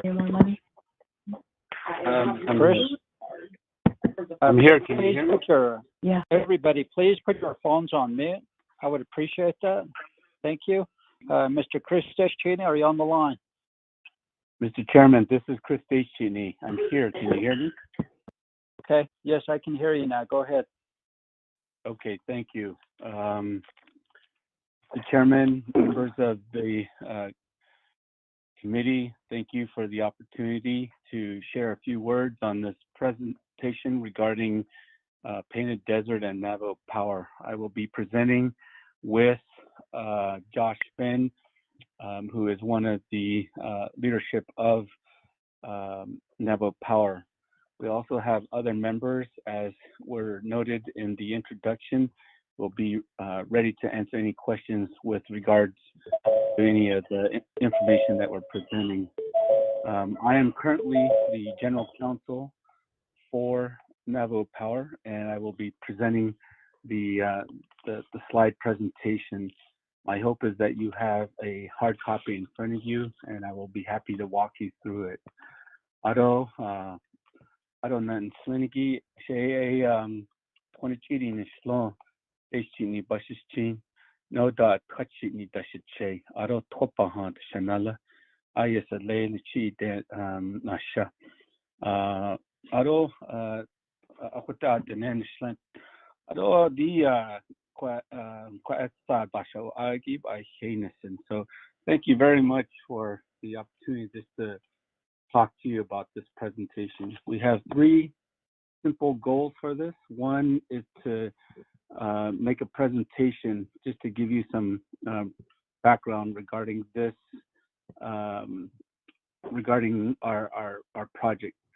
Second is to really just put forward some of the challenges and lessons learned to date to give you a sense of our development. And then third is really to request a follow-on workshop. Given our limited time here today, we would like to request a in-depth executive workshop to present the full details of our project to the Navajo Nation Council. And so with all of that, what I'd like to do is just begin our presentation. You should have, hopefully, Mr. Chair and members of the committee, a PowerPoint that talks about Navajo Power, Navajo Nation Resources and Development Committee dated for today. In that, we have 15 slides And our first slide talks about Navajo Power, which is a public benefit corporation. It's co-funded by a number of energy leaders from the nation, on the nation, and it's majority Navajo owned. There is ownership held by Navajo CDFI for the partnering communities that we work with. And we have a team that has leading energy, technology, and project finance firms to advance projects not only on the Navajo Nation, but also elsewhere in Indian country. Mr. Deschini, could you pause one moment, please? Yes, sir. Honorable members of RDC, the PowerPoint presentation was sent to us this morning. I have mine. Does anybody not have their PowerPoint presentation? I believe you all received it then. Thank you. Go ahead, Mr. Deschini. Thank you, Mr. Chair and members of the committee. The third slide is titled Painted Desert Power Overview. And here is just an idea of where we're located within the former Bennett Freeze area, in particular the Cameron chapter and parts of Coal Mine Mesa. The size of the project is approximately 750 megawatts. The location, again, is 2 chapters, and then we're looking at a fully developed area of 5,000 acres. Now, this project is in phases, and so we are working towards the final build-out. Slide 4 gives you a picture, a rendering of what the scale and what the solar panels would look like. So you have solar panels, you have a project substation that we'll also have to take into account, and then you have, as it's overlaying with the area in the Cameron and Coal Mine Mesa area. You can see on slide 5 the studies that we have done to avoid washes, bio and culturally sensitive areas, and to protect prime grazing area, as the community has noted. And one interesting note is that even with the panels, our sheep can, the community's livestock, the sheep only, we can't have horses and cows in there that really do some damage, but the sheep can continue to graze under the solar panels. Some of the benefits regarding jobs and economy on slide 6. Construction, there are 2 main phases, construction and operations. During construction, anywhere from 200 to 600 construction jobs for 2 to 4 years. Operation, after the commencement of the solar power facility, it'll be anywhere from 10 to 20 maintenance and operation jobs for 35 years. Labor income, during construction, 30 to 40 million over the construction period, and then during the operational period, 350 to 700 K annually for 35 years. And we will observe the Navajo preference requirements, and we are working to build capacity not only in the community, but we're also working to partner with NTU to ensure job training for workers from the nation. Now, this is a quick slide on the Painted Desert status. It highlights milestones and then date. So as you can see, we're moving through a number of key milestones. One with we have obtained the grazing permit consent. We have passed the resolution supporting land withdrawal in Cameron, and then also obtained the land withdrawal resolution support from Coal Mine Mesa. We have submitted the land withdrawal packet to the nation. And then we have also submitted the biological evaluation to Fish and Wildlife, and completed and submitted the cultural report to Navajo Nation HPD. Right now, earlier this summer, we submitted a draft lease that we are working with April and Veronica Blackhat from Navajo DOJ to draft terms on what would be hopefully the first solar lease that the nation could use in terms of working with a private entity. And we're looking to hopefully execute a lease by spring of 2021. We know there are some other things that are happening, but we want to present this so that the council is aware of the work that we're doing. And then with the intended construction for phase 1, which is up to 200 megawatts, we're working for a start on construction of June 2022 through December 2023. And so you can see we're moving in a rather quick pace on a number of our milestones.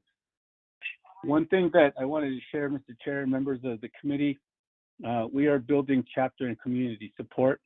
We've been with the communities for 2 years. We've worked to address site selection through extensive local consultation. The team that is attending this call, in particular, folks like John Lauer, have been working steadily on the ground to build that community support. We also worked with the grazing committee holders and ensure that they had fair, independent lawyers to represent them. We have supported through this whole COVID issue by providing PPE, food, home. We've worked on solar systems and fuel deliveries to both chapters during this pandemic. And the farm board over in the Cameron area is supportive of this project as well. Other benefits, slide 9, we have looked at the redevelopment of part of the Bennett Freeze area. There are options for the nation to invest directly in the project. Improvements to the local road infrastructure is something we are focusing on, and we're looking at repurposing areas historically used for uranium mining to support not only the project, but also help the community. So moving on to the second main point that I wanted to share with you was the challenges. If you look on slide 10, you can see the challenges for Painted Desert. One is the uncertainty about lease negotiation process and timelines. The main issue there is as Navajo Power moves through not only financing, but also things that are related to signing a power purchase agreement. We need certainty with regards to the lease, and therefore not only the lease template, but also the negotiations and any definitive agreement supporting the lease is critical for us. And we've been working with April and Veronica to ensure that our hope is that we meet that timeline for spring of 2021. The second challenge are transmission interconnection delays with APS and other parties. Now, we have some folks, Josh Finn in particular, can shed some light on this. I will give him a minute to talk about this here in a second, but that's an issue that is also a challenge for Painted Desert. And of course, dual taxation. So the taxation issue that we are facing with regards to the state of Arizona and the Navajo Nation are challenges that we are looking to find and proposing possible solutions towards. And then finally, the energy buyers lack certain clarity on the Navajo Nation legal process and which projects are valid. And so these are some of the challenges we get related to the Painted Desert project right now. Josh, could you take a few minutes to talk about bullet 2 and bullet 4?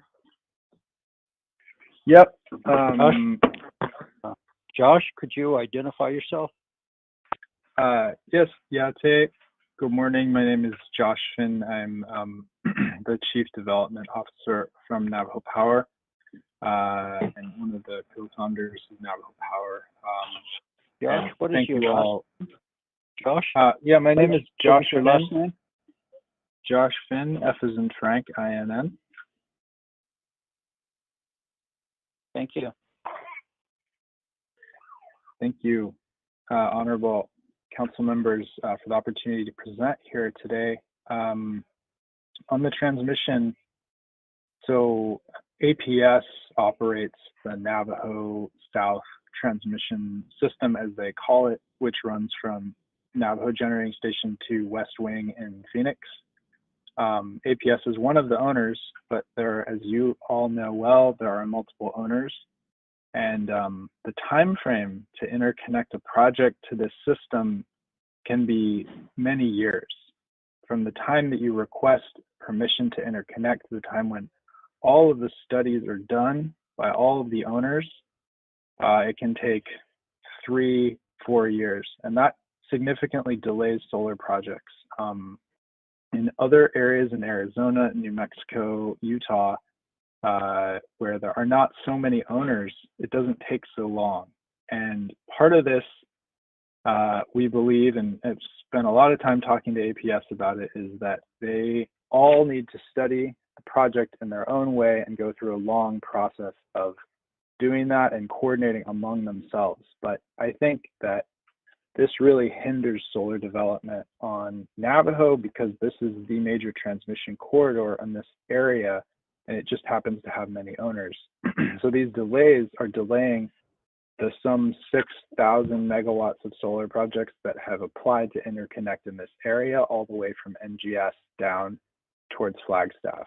So that is an issue for this project. It's also an issue for every solar project that is attempting to be developed on this area. The other challenge that I'll speak to is that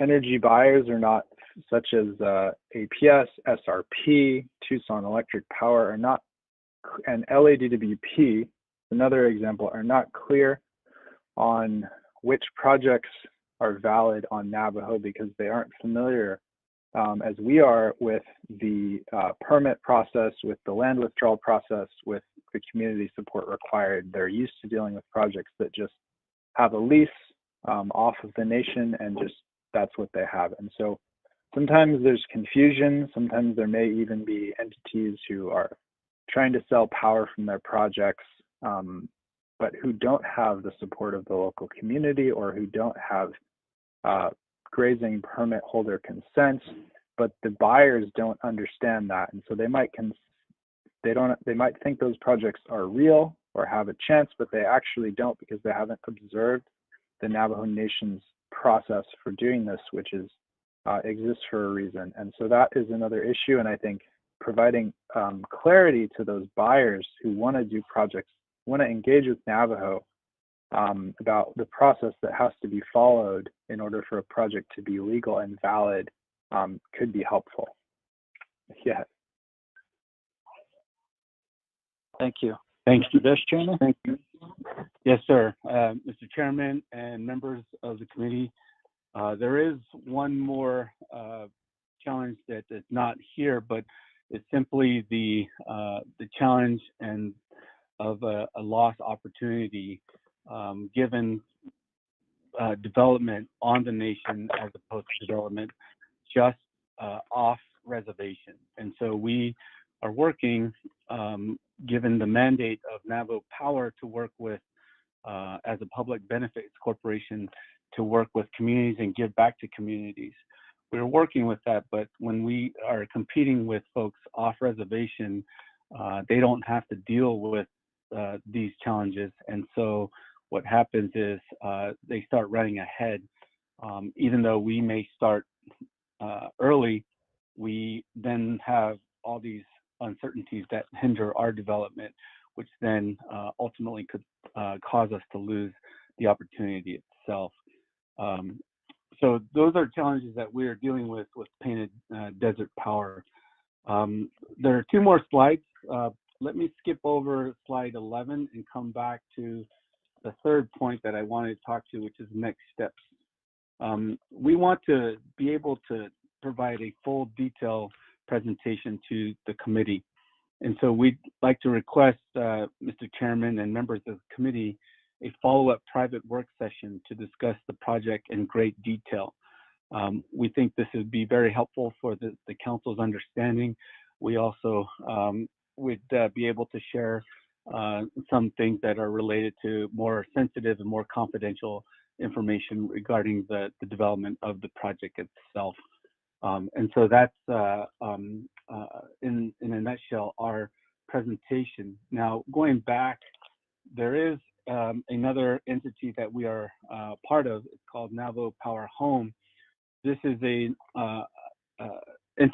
effort that we are working with regarding off-grid solar and battery systems for families without electricity on the nation. One of our founders, Brett Isaac, has developed over 250 systems on the nation, and we are founded partner, Il Mexico, which has deployed 25,000 off-grid solar systems in Mexico and Colombia. And what we are able to do through that partnership is now bring off-grid solar and battery systems for our families that are nowhere near any of the existing grid or our distribution lines. And so, Mr. Chairman, members of the committee, to conclude, I want to again thank you for the opportunity to share these words, give you an update, introduce you to our team, identify the challenges, and then and our takeaway is to request a private work session so that we may give you more detail regarding the development of our project. So that is what we have. The last slides are just details about our team and then contact information. So I will close my remarks and be happy to answer any questions. And then there are members from our team that can answer questions as well. Thank you, Mr. Chairman. Thank you, Mr. Deschaney. Honorable members of RDC, I'd like to establish a motion and a second. Motion. None.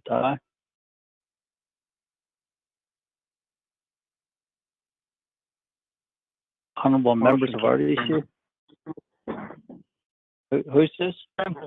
Daniel. Chair. Honorable Daniels. Second by. Okay, Chair, I'll just second. I got locked off the call, so I can get back on now. Delegate Stewart. Delegate Stewart, seconds. Any questions, comments on this? Chairman. Honorable Walker? Yes, Chairman, though, Resource Development Committee members, though, and staff, though, although I believe Mariana Khan's on the line, also our legislative council representative. Although DOJ, though, April Quinn, I believe I mentioned her name mentioned earlier. I don't know if she's still on the call. Other presenters, though, Mr. Deschaney and your team representing Navajo Power. I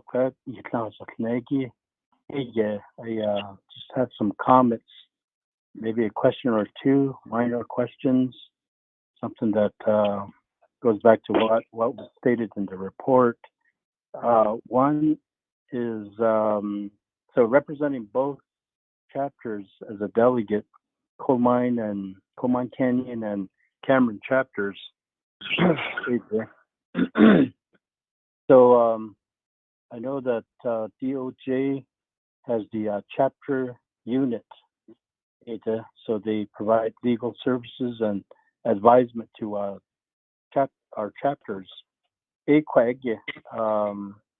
I feel that the report here, mentioned was attorneys representing different parties, and then Mr. Deschaney being the general counsel. And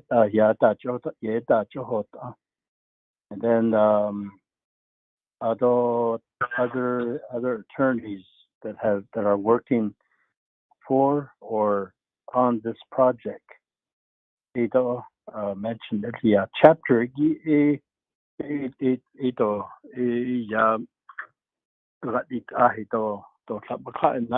right now.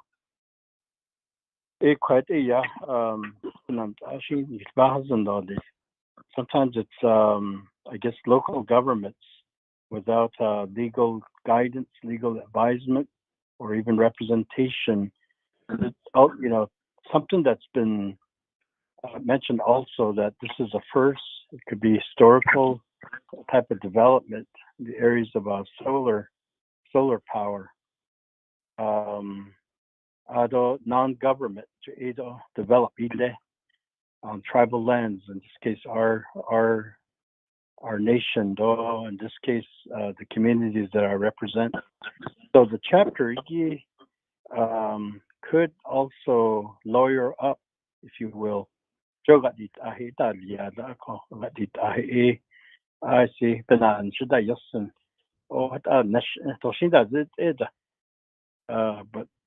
based on previous reports to RDC and then today, there are a number of lawyers that are involved here. But local government,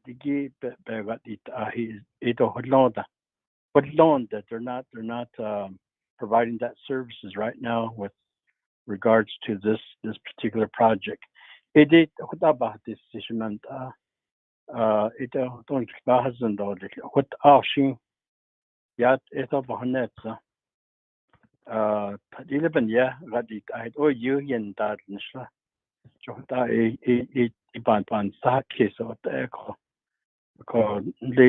Local level the got it and it was the best start. It or the chapter meeting resolution the nether yoke the up yet the had net deep in yada no I don't know yet kidney government resolution Ijabaka darling ko quite got it to yo quite the non should I see I guess later down the processes wherever DOJ can get involved. But in this case, initially on the local level, the other would know that should understand it about this issue that local government a couple months ago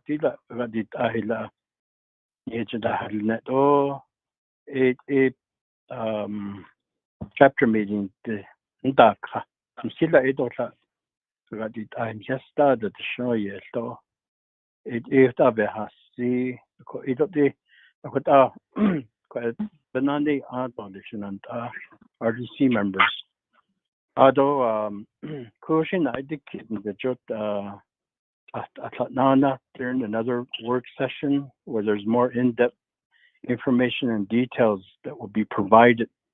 Maybe that's the opportune time to ask some of these other questions. But for now, I'll go back on mute and I don't need a response from Navajo Power, but I guess need a response from our own legislative council, the DOJ, on local governments having legal representation where there's outside entities that are proposing, huge land withdrawals, or projects that involve plenty of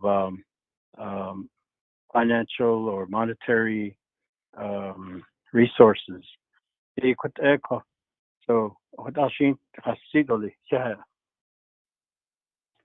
thank you, Honorable Vice Chair Walker. Department of Justice, Ms. Quinn, are you on the line? Yes, Chair, I'm here. Okay, would you please respond? Thank you. Veronica Blackhat, I believe, is on the phone. Did you want to respond to Delegate Walker's concerns? Ms. Blackhat? Good afternoon. This is Veronica Blackhat. In terms of having the attorneys involved with respect to the chapters. I will talk to Roderick DeGay, who is the AAG for the chapter unit, and get him involved and just provide him an update on the proposed lease and provide him the additional information that was presented to the committee today. And then we will definitely include him and engage him in further negotiations going forward.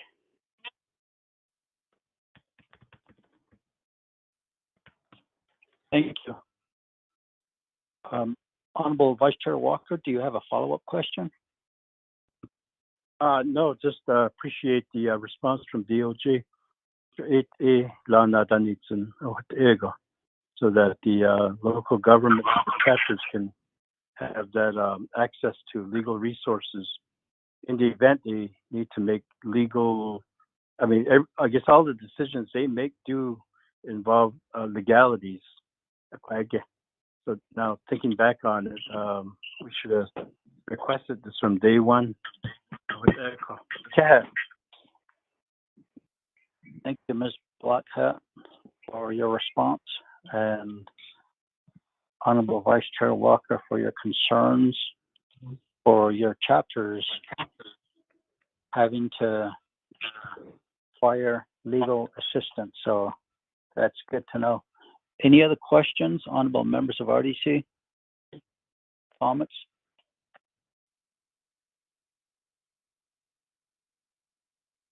None? Then, yeah. No questions, no comments. We'll go ahead and accept the report. And there was a request for hello. There's a request for a work session. So perhaps we'll put it on our schedule. Ms. Woody, if you're still on the line, perhaps at our next RDC meeting, we'll put it on the agenda to approve a work session with Navajo Power. Thank you. Honorable members of RDC, any other questions? Yeah, hello. Hello. Who's this? Are you here? This is Cameron Chapter President Milton Hill. Could you hold on one moment, please? Honorable Vice Chair Walker,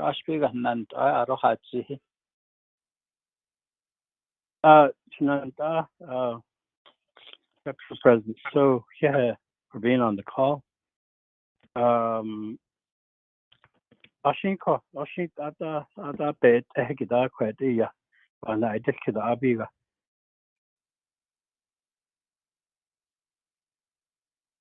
Okay, go ahead now. Yes, please identify yourself and your position. This is Milton Sill. I am Cameron Chapter President. I just, we've been, just some comments. We've been talking, and they've been presenting to the chapter and community Navajo Power has, and there was some hiccups into land withdrawals and other things that had happened with two chapters, Coal Mine and Cameron chapter. I don't know if that was discussed earlier, but the two chapters do need to really be involved with this project, because it does involve both chapters, and so, but what I was thinking is, if the delegate, I'm going out, because I know Navajo Power probably has to come back to our chapter in Cameron to do a withdrawal again, because they would need to run transmission lines from their project to the Montecopie Power transmission station. So they'll need to go they're going by grazing. The grazing map is what they were going by. So that probably needs to happen again. So I don't know how DOJ would be involved with that. We're a non-certified chapter. So I always thought that non-certified chapters have to go through DOJ anyway before things are approved, because I think both chapters are actually not certified. So I think all this has to still be approved through DOJ, from my understanding, in doing some kind of negotiation or contract deal with not being certified chapter. It still has to be going through DOJ and getting approval through the president's office. So we're not certified to do our own negotiations and contracts. But like I said, right now I am an outgoing official. I did not resubmit for election, so this will probably have to be further discussed with the new officials that will be coming into Cameron chapter. So that's all I wanted to say, and thank you. Okay, thank you. Okay. Any other questions or comments from RDC? None? Sheila? None. I will go ahead and accept the report. Honorable Freeland, how do you vote? Honorable Stewart? Green. Who motion? There's a motion by Honorable Daniels and second by Honorable Stewart. Honorable Kellen, how do you vote? Honorable Vice Chair Walker? Chair, I vote green. Thank you. Honorable Daniels?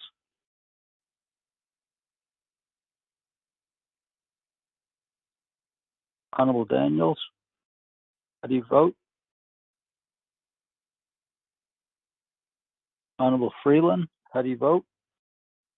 Green. Thank you, Honorable Freeland. Honorable Begay, excuse. Honorable Daniels, how do you vote? We have a vote of 3 in favor, 0 opposed, chair not voting. Motion carries. We'll accept the report. Thank you, Mr. Deschanel and Mr. Finn. Okay. Next, Shananta. Dr. Yellowman, Division of Community Development. Dr. Yellowman, are you on the line?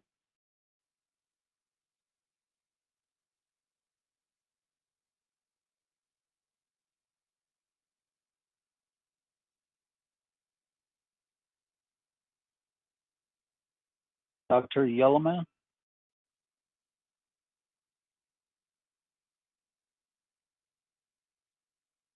Going once? Twice? 3 times. Dr. Yellowman.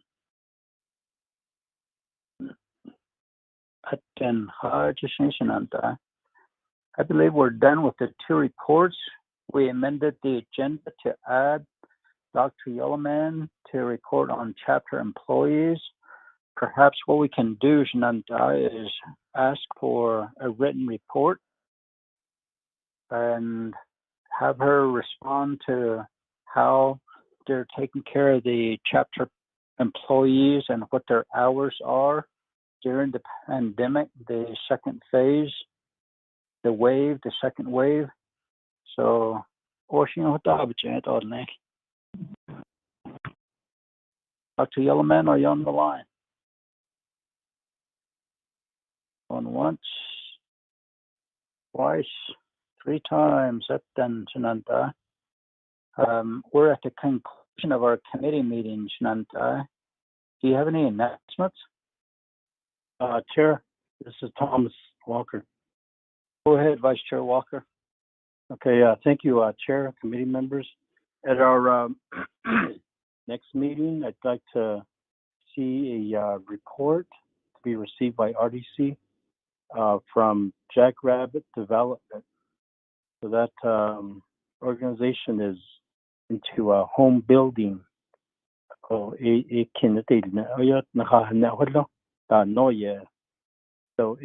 at that time. They did send an email earlier this morning, and I didn't get the email till later this afternoon.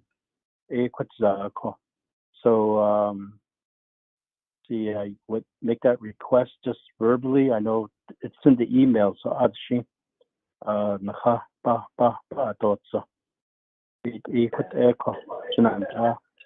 although I believe this report will be COVID related, just to address housing situations, housing needs, and then Jackrabbit being a housing resource. So been out there.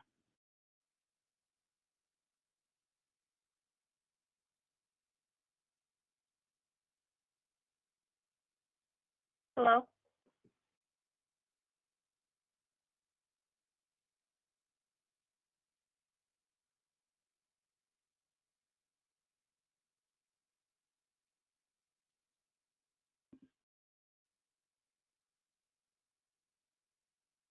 Hello?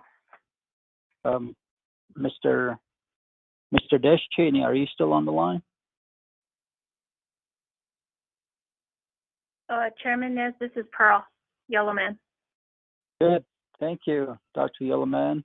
There was a concern brought up, and we were asking for your report about chapter employees during COVID-19. So could you provide us a report? Sure. Thank you. Thank you for the invitation to report and to share. I also have Ms. Jim Martin on the line.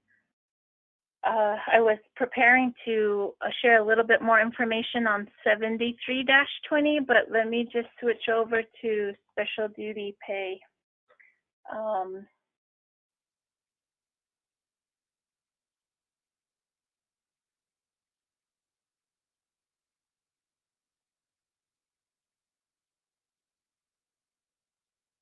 So good afternoon, honorable members of RDC. I'm Ms. Yellowman, Pearl Yellowman from the Division of Community Development, and also have some lots to Jim Martin from ASC. And we have been just working, DCD has been working on implementing 74-20, 67-20, and 67-20, and now 73-20. But most recently, we have been trying to work with the OOC in there's several processes in submitting for special duty pay. The first step is our chapter staff on March 13th, we had sent a letter to the chapters, 110 chapters. We had identified individuals as essential employees, and as a result, we've been keeping track of all of the employees as they've been responding to COVID-19. As we progressed into the pandemic and into the emergency declaration, some of those numbers changed, but nonetheless, we still had staff reporting to chapters, and we still had ASC staff working throughout the weekend and throughout the weekdays, providing based on their implementation plans, their emergency implementation plans. At one point, if you recall, I can't think of the legislation number right offhand, but it was the $25,000 threshold for emergency funds. That was the end of May, I believe, and when the chapters were receiving that that threshold minimum amount of 25,000, they submitted an implementation plan, emergency implementation plan. And in that emergency implementation plan, every chapter marked what they would be providing. We were trying to be clear during the whole time that the chapters were closed for social gatherings and social events. But based on their emergency implementation plan, the chapters were to implement what they checked off when they received those funds. That was our way of kind of monitoring and supporting what the chapters would be providing. For example, they marked off solid waste. Some of the chapters provided mail, U.S. postal mail. Some of the chapters provided food distributions and zero contact services to senior citizen centers. And then the majority of the chapters were open for some administrative functions. So we kept track. DCD ASC's role was to verify those hours. And Ms. Jim Martin and Deidre Dale have been working with all of the ASC sites to verify. That means when an employee submits their timesheets, we verify that they were providing substantial direct COVID relief. Which, looking back, it's very evident that our chapter staff were out there.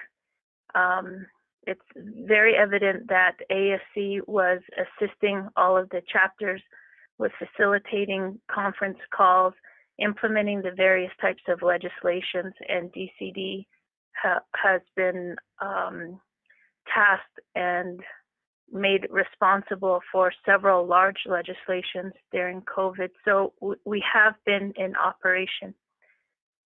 Our task with the special duty was to verify those hours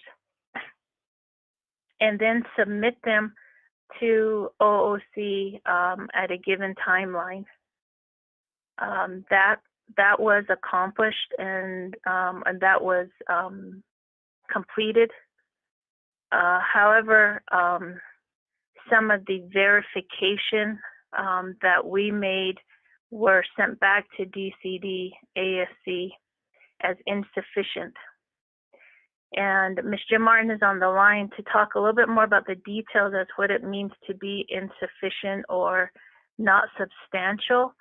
But then after we just started to contest in a way, asking and requesting OOC for meetings, asking for clarification, asking them to accept our verification of the chapter staff and ASC working.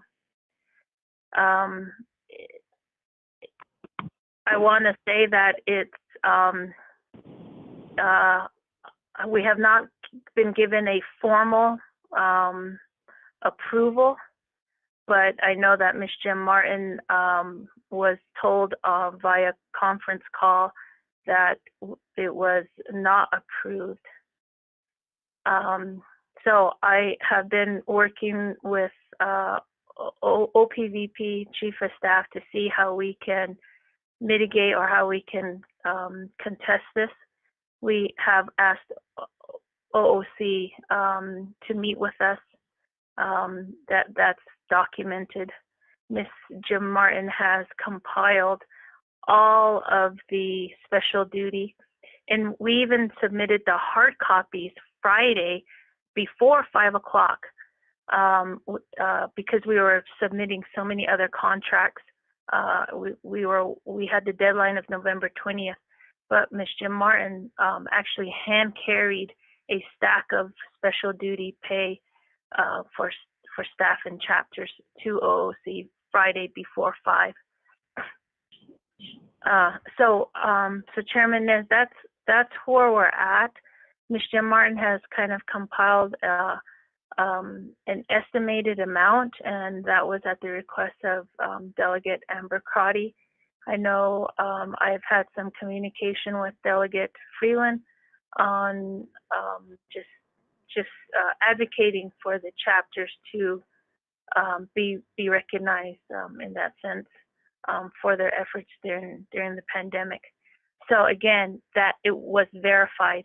It just has to be accepted. If there's another term for that, Ms. Jim Martin, if you could help me out.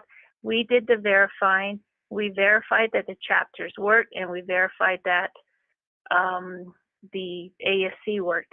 I was to verify that. I verified that, and so did Ms. Jim Martin for the staff she supervises and the chapters that she works with. It then has to be accepted at OOC, and that's where we're at with that process. So Chairman Nez, if we could also maybe perhaps get a little bit more details from Ms. Jim Martin. Thank you. Thank you, Dr. Yellowman. Ms. Jim Martin, you have the floor.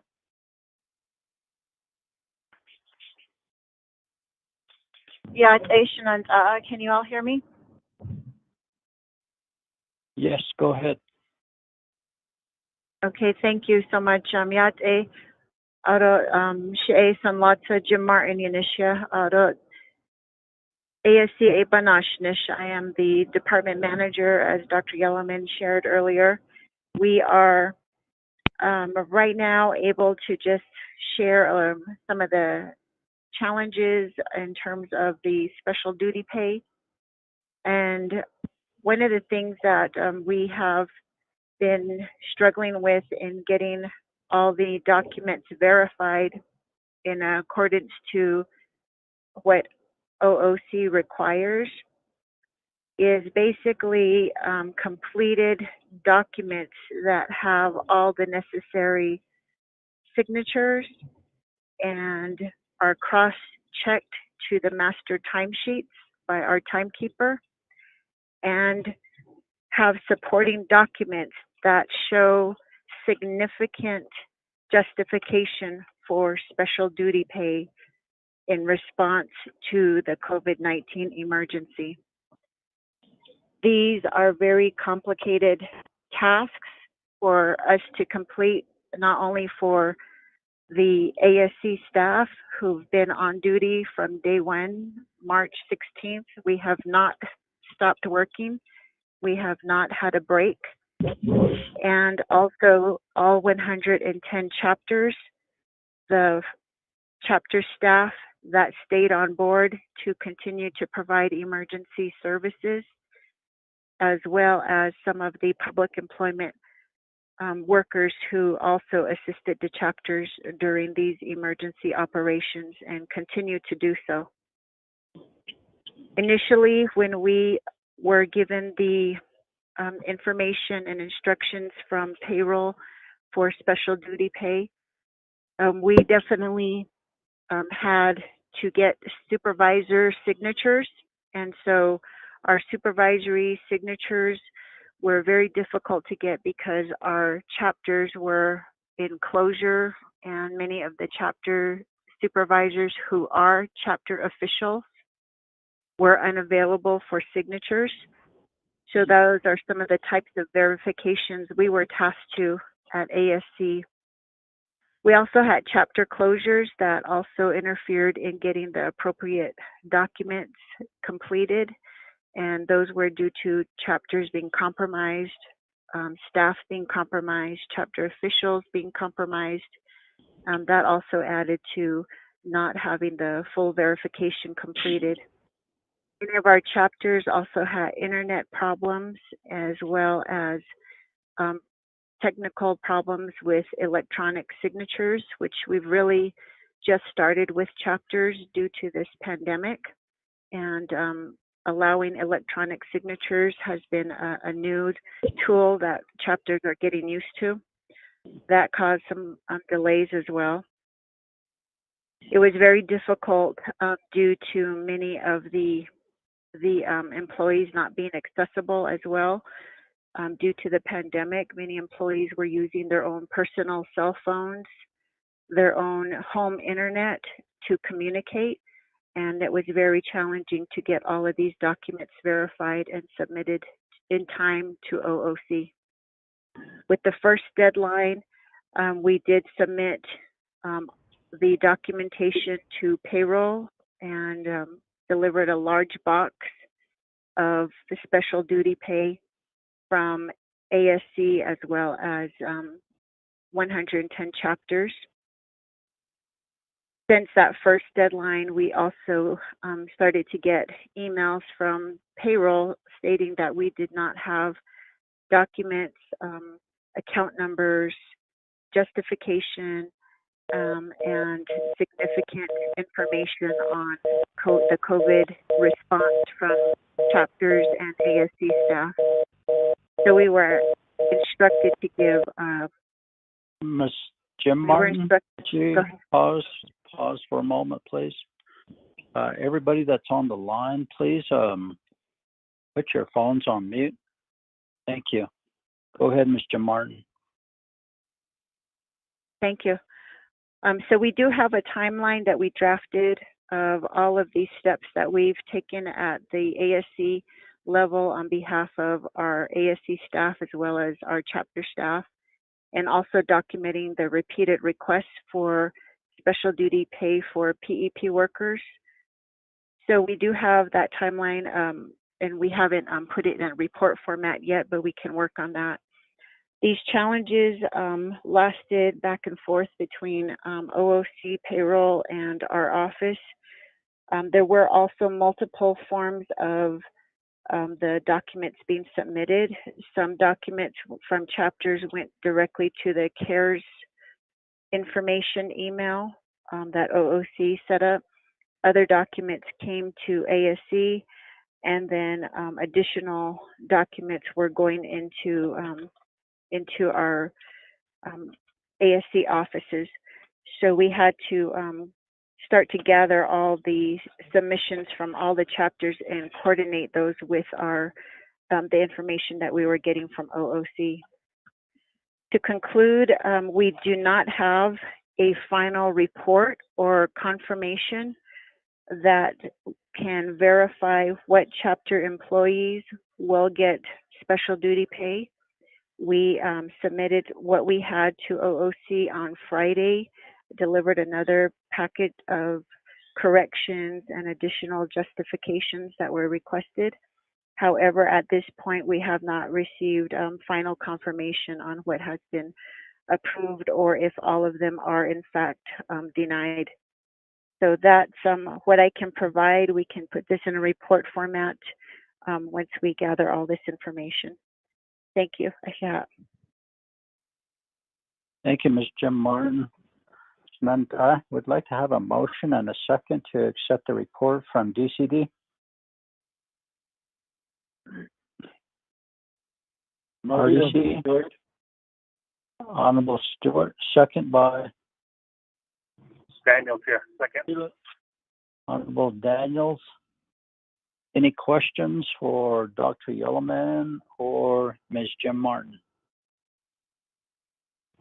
Mr. Chair, this is Daniel. Honorable Daniels, go ahead. Yes, thank you, Mr. Chair. For the members of RDC, for the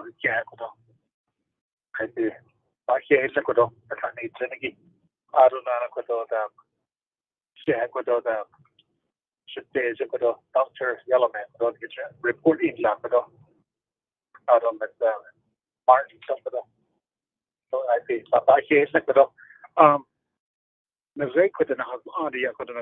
Chapters. Throughout the Navajo Nation, we have 110 chapters.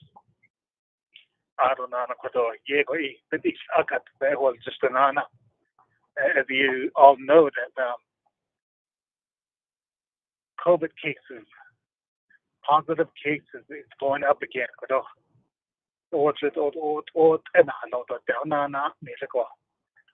believe we're in the second wave of COVID.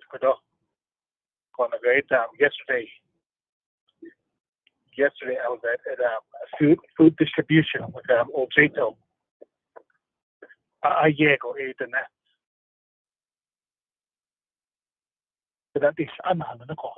Staff just in Ojeto alone yesterday there was a number of cases.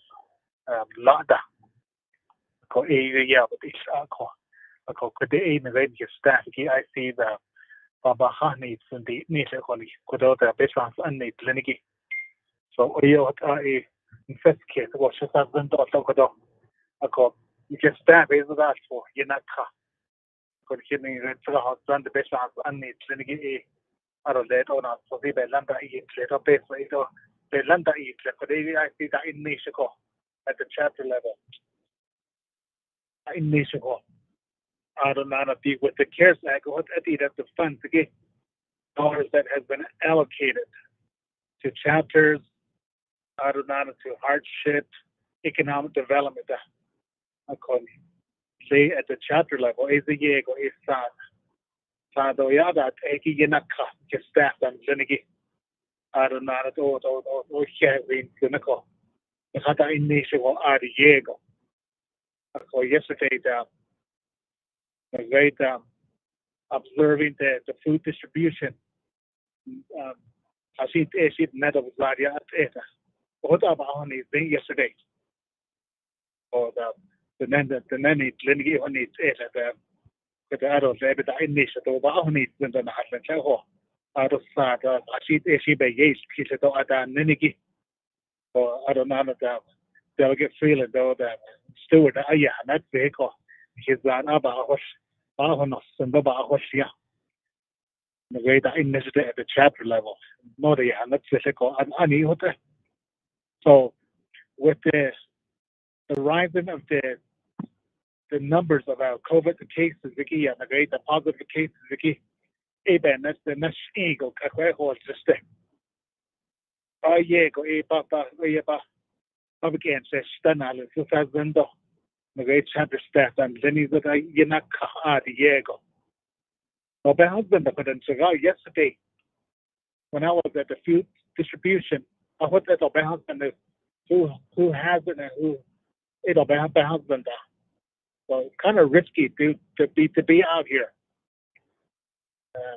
to be in the staff position. But it's very risky.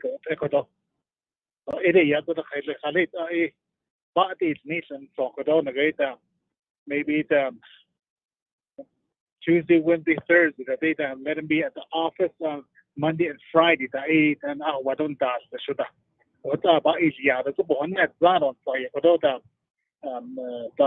should Dr. Element, it ain't over Bahate, they go, because I see that it's out of Asia.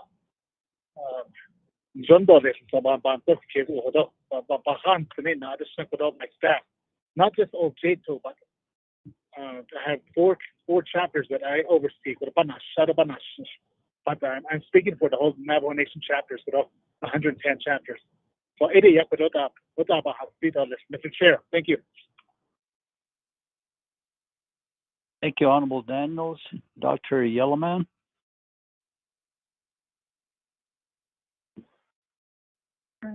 Thank you, Chairman Nez.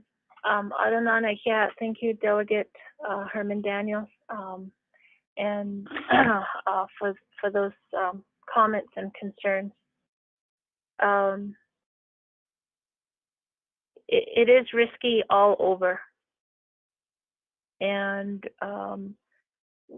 we try to mirror and we try to implement the public health orders at the chapter level, as well as the executive orders, and keeping in mind the safety of all chapter staff. One of our goals right now and our concerns under CS 73-20, DCD was allocated an additional $2 million to help implement the legislation. We used half of those. We used more than half of that $2 million to provide contractual services for all the 110 chapters, to possibly bring in technical assistance to help all of the 110 chapters expand their capacity in COVID-related responses and planning. and we need those training so that they could also prepare for the mass distribution of items that are scheduled to be arriving next week. Our vendors that we selected are ready and they're on standby. The moment we receive feedback from OOC, we immediately want to implement the use of this technical assistance. But ultimately, we need to empower the chapters to be COVID responsive, and that takes a lot of education. Last 2 weeks ago, with this recent executive order to close, and after last Sunday, or not even last Sunday, it was this past Sunday, 383 positive cases on Sunday. We really have to utilize our judgment in a sense as to how we're maintaining those services, and it's a difficult task. The very first wave, when we first were hit in March and April, DCD, I got a lot of negative feedback, and I got a lot of negative pushback for closing the chapters. And I think in a sense that we prevented and saved a lot of spread by not opening, but we were only closed for social gatherings and social events. And we're following that same method of this second wave here, but we're also trying to empower the staff to follow the public health orders and to follow their own emergency return to operation plan as well. We're also awaiting other departments who were allocated funds for building sanitation and for chapters to utilize those services as well. In addition to the type of technical assistance that we're hoping to provide to the chapters, one is the deconning, learning how to properly decon buildings and facilities, learning how to plan and respond to emergency management at the local chapter level. And really right now, that's what we need to do, is just educate, continue to educate, and continue to empower and expand the capacity at the local chapter. That is our goal. And our chapters really have to be aware. And earlier, as Ms. Jim Martin said, ASC and the chapter staff have not really been off of work. They've been managing emails from home, or they have been responding from cell phone and working remotely, and many of them have been at the office. I do feel that a type of fatigue can let down some staff to not put their guards up, and I think that's when it can be very tricky, and we have to be very cautious that if our staff are fatigued or if our staff are tired, then we're not as responsive to COVID as we need to be. And I have to be aware of that as well, because we're now transitioning into distribution of all of these PPEs under 73-20, and we have not had a break here. DCD, we have not.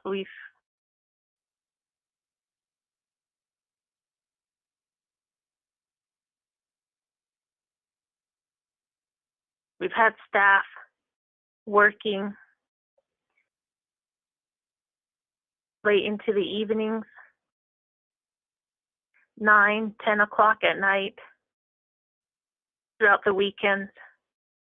And in the last 2 weeks, we've had staff working till 9 and 10, and there's no way to even offer them food because the restaurants are closed at 3. And that goes to our chapter staff as well. They've been working really hard. So we have to continue to encourage them to practice self-care, continuously be aware.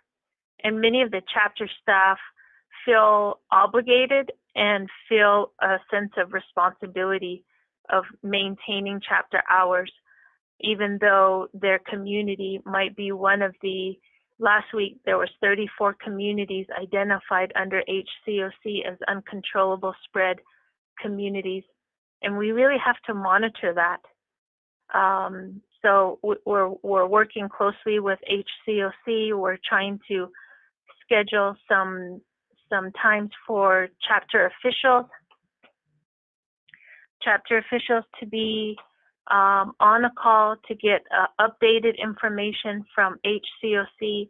But HCOC, they're so busy throughout the day watching COVID positive cases that it's been difficult to take them away for an hour or two to update local chapters. But we're still coordinating that.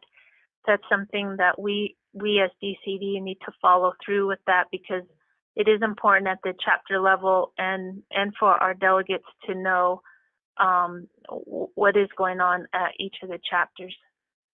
So Shanant, I hope that answers your question. Also, Ms. Jim Martin is still on the line too for any additional feedback. Thank you. Thank you, Dr. Yellowman. Honorable members of RDC, any other questions or comments? No, I have a question or a comment. Go ahead, Honorable Stewart. Okay. Dr. Yellowman and Ms. Jim Martin, and thank you for your report. My question goes back to with chapters again, with what has been happening in the area of the surrounding chapters that have reached out to me. We get reports, or they get reports rather. They get reports and they forward those reports to me from officials that are causing community members to get upset, frustrated with chapter staff. Though all that chapter community members is the hazmala. The chapter staff, they get the bad end of the stick. Which in the house for the chapters. So when they speak to these community members community members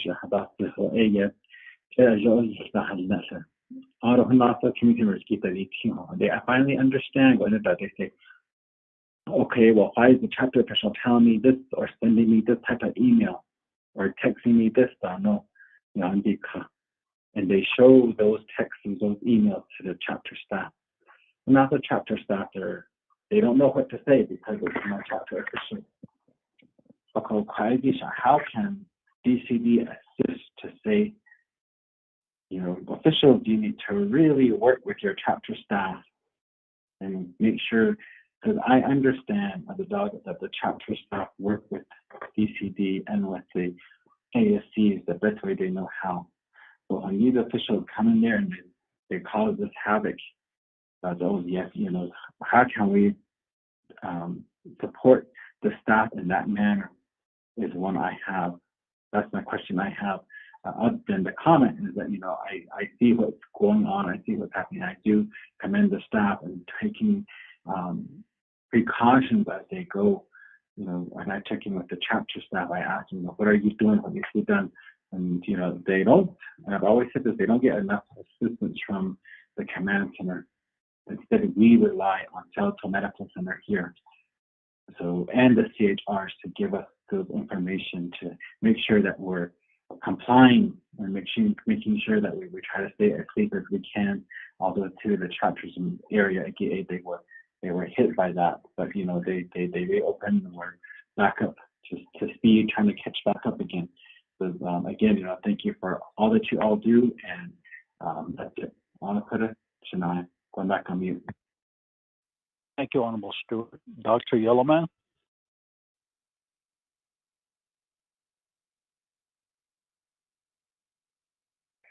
Thank you, Delegate Stewart, for your question and your comment.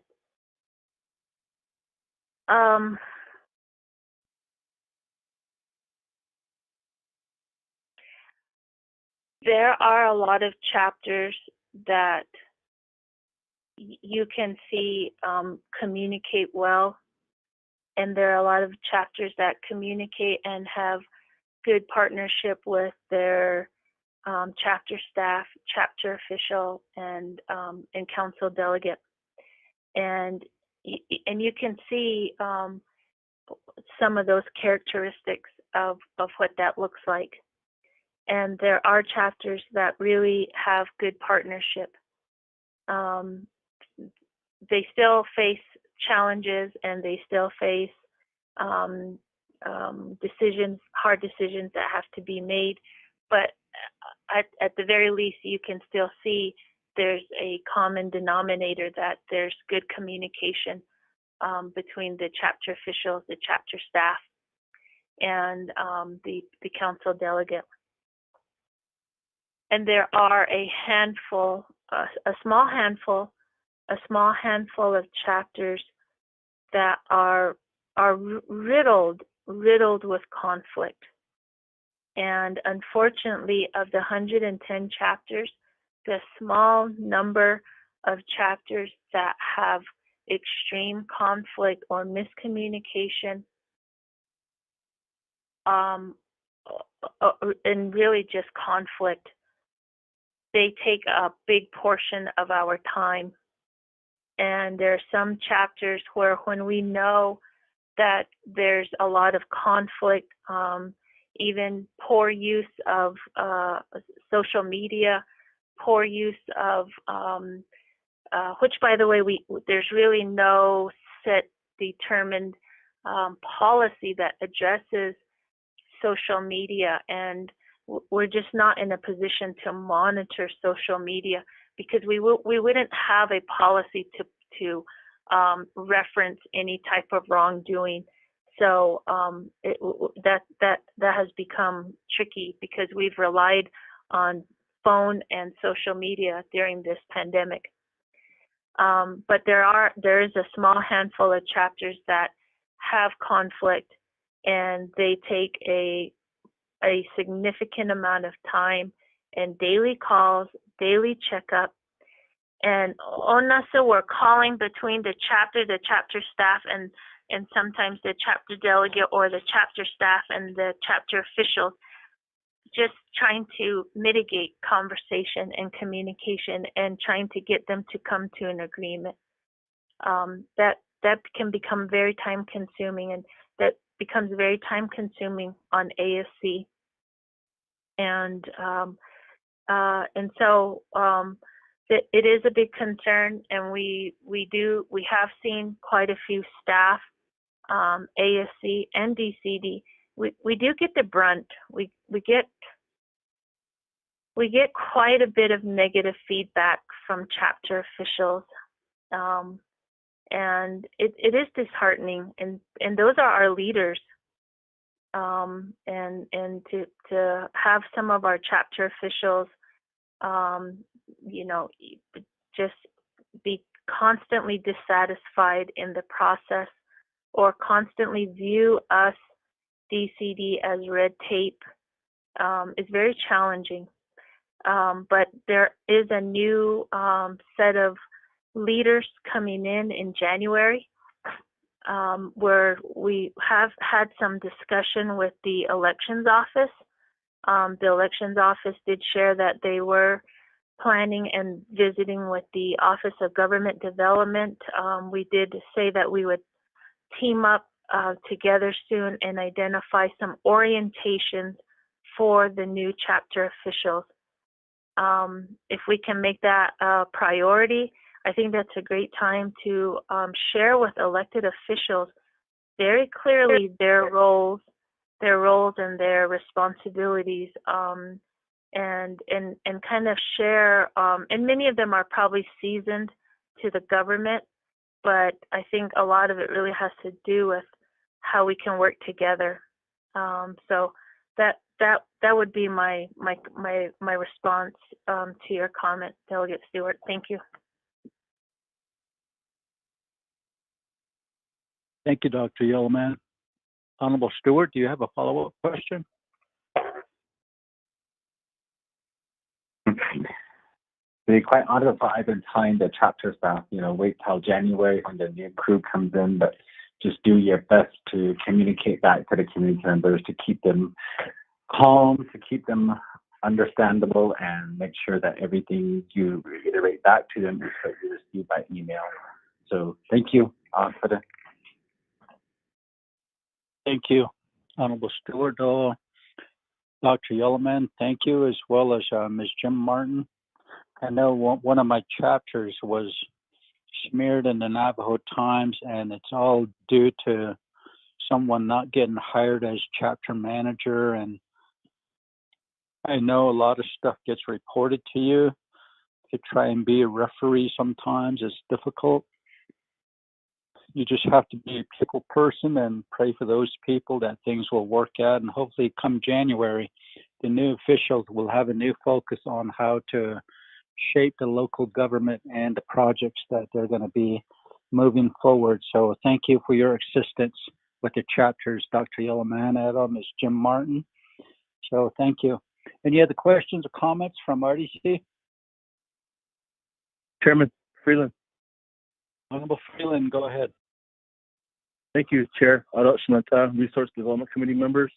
Dr. Yellowman, I want to say thank you, Dr. Yellowman, first of all.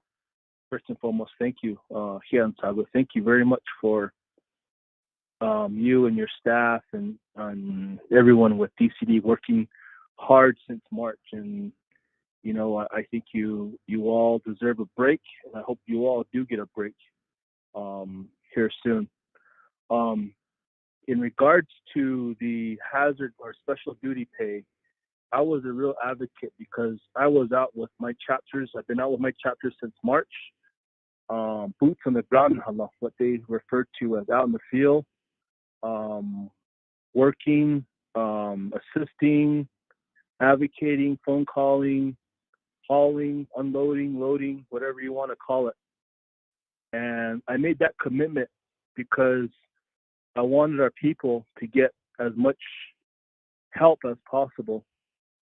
And, knowing that our chapter staff, officials, PEP were also there beside me, doing the same thing as well since March. And that's why I was a real advocate for them getting their special duty pay. They deserve it. I can't say that enough. I have 8 chapters. My chapters are all rural. And, knowing that this was a real effort for grassroots people at that level, that's where it went to. And we worked hard. We delivered food. We delivered water. And we did it. I'm really proud of my chapters. And I can't say that enough. And I've seen it for myself. Even the CXRs, even the Daltex teams, the senior center, the drivers, the cooks, the center supervisors were even there. And it was a real nice effort on behalf of everyone. And everyone that worked during that time should get some sort of hazard pay. And I'll continue to advocate for that because I saw it myself. They were there alongside me. The chapter administrative staff were there coordinating. They were taking phone calls. The chapters were closed, yes, but they were still taking phone calls. And, I think it's when other departments or when other programs do get their hazard pay, and the more critical ones, the frontline workers, when they don't get it, it's an injustice. I hate to say that, but that's the reality of what we're facing. I know some programs got their hazard pay. Our chapter staff, administrative staff, others did not. So just FYI, Shanantai, there are departments out there that got their haz pay. And I didn't see them as much as I saw these guys. The other one was food distribution. The food distribution warehouse was open as well. I hope they got their HAZ pay. CHRs didn't get their HAZ pay. CHRs were out there as well checking on high risk. Those folks are in the rural areas. They didn't get their HAZ pay either. So I'm trying to advocate for CHRs and our chapter administrative staff who have been out there since March, especially in Eastern Navajo, because I've seen them, I passed them. I've seen them out on the road. I've seen them out on the dirt roads, talking to them, stopping them. Daltex is another one we can't forget. It's individuals like that. There's a lot of local heroes, Shanata, a lot of real heroes that really answered this call during this time. And I think they deserve their due diligence. They deserve compensation of some sort. And they put a lot of risk for themselves out there, getting exposed. And we just got to remember that, you know, everyone's a hero that worked during this time. But I just want to say that, Dr. Yeoman, thank you for helping. Thank you for your assistance in trying to help. To all of our employees out there, every one of you that worked, thank you. Thank you, thank you, thank you. You know, this fight is not over. We got to continue. We got to continue to be on our guard. We got to continue to be determined and continue to remain diligent that we will defeat this COVID-19. But I just wanted to bring that up, Chair, because our employees truly deserve it, especially those who worked hard. Our chapter administrative staff, CHR, Daltex, were on the front lines, and I saw that with my own eyes. Eddie, Chairman, thank you very much. Take care, and God bless every one of you, and of course, God bless our great Navajo Nation. Thank you. Thank you, Honorable Chair. Freeland. Yes, go ahead. Chairman Thomas Walker. Yeah, Chairman, though, committee members, and then presenters, Dr. Yellowman and Ms. Jim Martin. He did during this pandemic, that's the focus of our concerns and questions and ideas, of course, suggestions, recommendations outside the pandemic. During this pandemic, I guess there's plenty that comes to light, plenty of needs, although improvements that we see that needs to happen, of course. Although some of these needs are continuing, ongoing, with or without the pandemic. But focusing on the pandemic, that's what we listen out for, and that's what we treat as urgent. Just thinking, I offer a recommendation to presenters, DCD, is that it's time to formulate plans in response to pandemic, even though it's ongoing. We don't know where we are. Second wave, and knock on wood, is there possibility of another wave? That's all possible. I'd like to say, the worst is behind us, but there's still that uncertainty that there could be another round of this pandemic, this virus going around.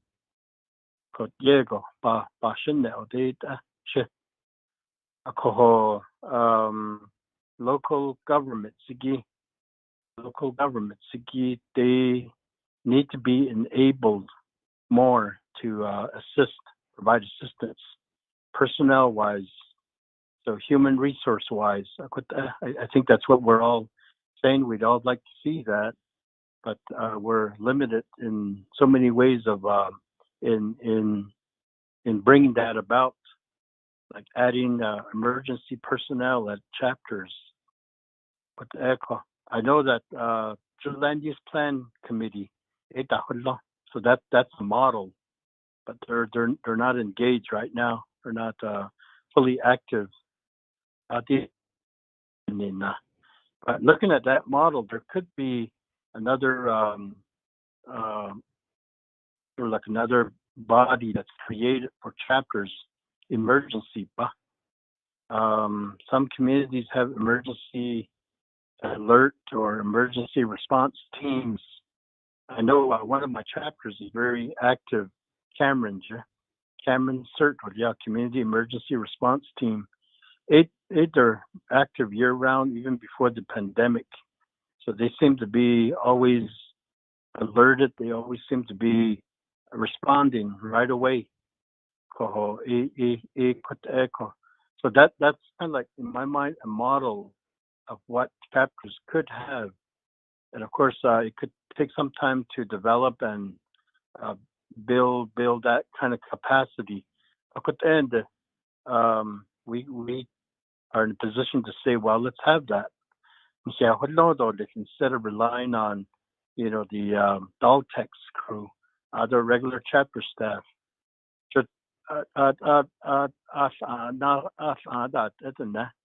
The local government level, the initiative.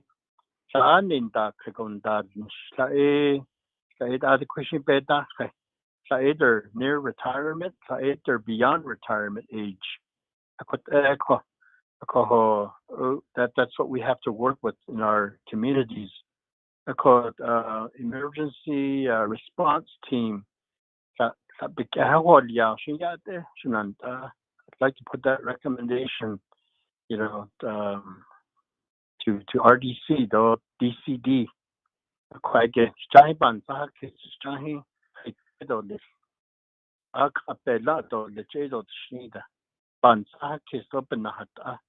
Perhaps the new incoming leaders would that would be something for them to begin working with, creating emergency resources at each and every chapter.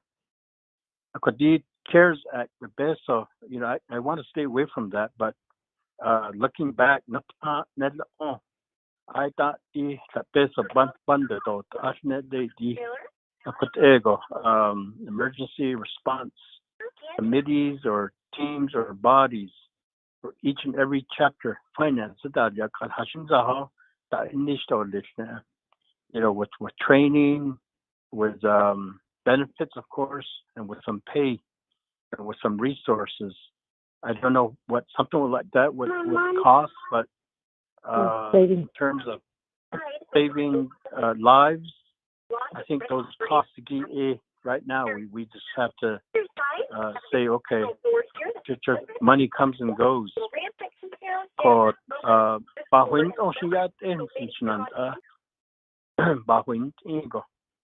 Each and every chapter, club C, raising committees at the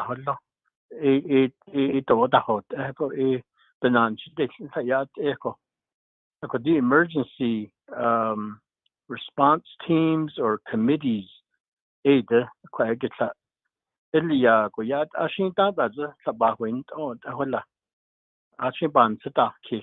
it's time to put that on the table and say this is something we Navajo Nation could work towards. I don't think anyone would disagree. I don't think anyone would say I think people would say, well, can we afford it? Can we do it? What are the constraints to doing something like that? I don't want to say this is my idea. Let's put that forward on, as a recommendation called I guess that's what I'm saying. Navajo legislation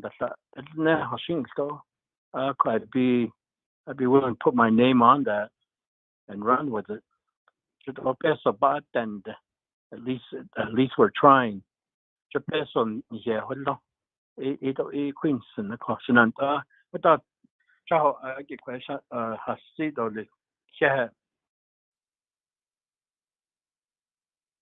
Thank you, Honorable Vice Chair Walker. Let me go back to Dr. Yellowman.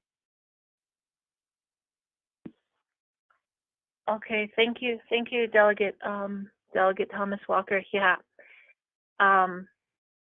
and also Delegate Freeland. I just want to point out something very important to Delegate Freeland's comment on special duty pay and working the front line. And let me make sure. I just had Dr. Jim stop by here really quick, and I changed my page here. I wanted to include this information in our memo to OOC. So this is a verbal share with you. I have not put this in writing yet, but the weekend of May 27th, it was a weekend, and the Washington office, Santee Lewis, immediately I called us, called OPVP, called DCD, and if you recall, this was for the second batch of the 60% of the of what we at first we didn't know what was going to be the second amount. The first amount was the I believe it was 40%, and that went into some early legislation, the 40% of the CARES Act. The remaining 60%, again, this is not written yet, and I want to put this in a memo, but we had mailed out a form called a 941 form for 2019. And we requested that 941 form from all chapters. And in that form identifies how many chapter staff or how many staff are identified as employees. And these forms went out to DOTI, the enterprises, all of the divisions, and it captured all of the nation's employees. And the reason why I'm bringing this up is because we captured from the beginning the number of chapter staff and chapter employees. And that contributed to the second allocation of the CARES Act funds. It was that information, and it's called the 941. That was some of the information that helped contribute to how those calculations come about. So in a sense, in a sense, they help the chapter staff. They help capture, or they help contribute to those, to what was identified as the 714 million. And so I will include that in my written report, and I will include that in additional information in our memo to OOC, that we believe that the chapter staff, they were pre-identified, they were early identified, and they have been frontline workers through the pandemic. So, and not to mention the emotional toll, because many of our chapter staff and chapter officials have been working and grieving at the same time, and that has just probably been one of the greatest impacts of having to grieve, family and human loss, and then continue to work during the pandemic and be COVID responsive. And that has happened throughout the chapters, and many of our chapter staff have continued to work while grieving someone very close. So it is true, everyone has been impacted and everyone has been affected, and then continue to work. So we do appreciate the support and appreciate the acknowledgement, Delegate Freeland. I just wanted to share that. I'll switch over to Delegate Thomas Walker's question and concern and recommendation. So the recommendation is wholeheartedly received. There's several parts that we want to identify, and again, it is in expanding the capacity of the chapter staff. But you mentioned the Club C manual. That's very helpful to in terms of like an economic and city ordinance type of response or master planning. But I do want to share that what we have found under CS 73-20 in all of the assessments that were submitted, there is what you alluded to as an emergency response kind of an assessment, very similar to what would be the Club C manual. And now we have, I guess, if there's any silver lining, the silver lining under 73-20 is we have this massive amount of data that tells us what 110 chapters need during the pandemic. And although the December 30th and all these numerous deadlines will pass, but we still will have a nation that has identified their needs and their needs assessment, and we'll still have to achieve and providing and meeting those needs. So of the 110 chapters, out of 73-20, we have received 110 needs assessments. And in those needs assessments are various forms of COVID responsiveness. It's COVID responsiveness to elderly homes, to utilities, to heavy equipment and heavy machinery, which is all COVID related. There's water barrels, there's solar units, there's power, there's electrical. All of these items have been very pertinent and critical to responding to COVID. Even the various requests for different types of water response, from water hauling trucks to a water program to water barrels. I learned from visiting a home, an elderly home, an elderly woman who was receiving a bathroom addition. John Hopkins had put a hand water sanitation unit in her home, and John Hopkins told us that it takes the average human being 3 gallons of water a day to respond or to fight COVID.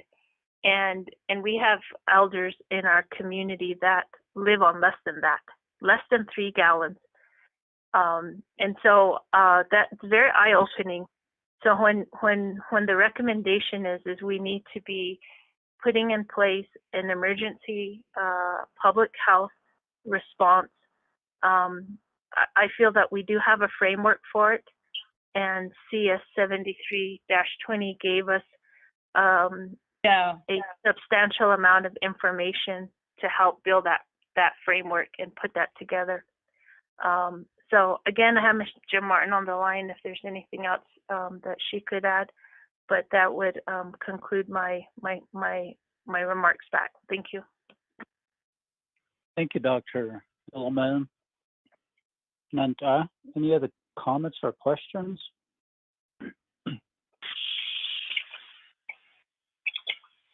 Honorable members of RDC, that's Tosh. I just want to say thank you and say we really appreciate the work you do, Dr. Yellowman, for the chapters. Doing the best you can is all we can do to help people, and especially our chapter. So thank you, Dr. Yellowman and Ms. Jim Martin. If there's no other questions, none, I will go ahead and accept the report. Honorable Freeland, how do you vote? Green. Honorable Stewart? Green. Honorable Begay? Excused. Vice Chair Walker? Chair, I vote green. Honorable Daniels?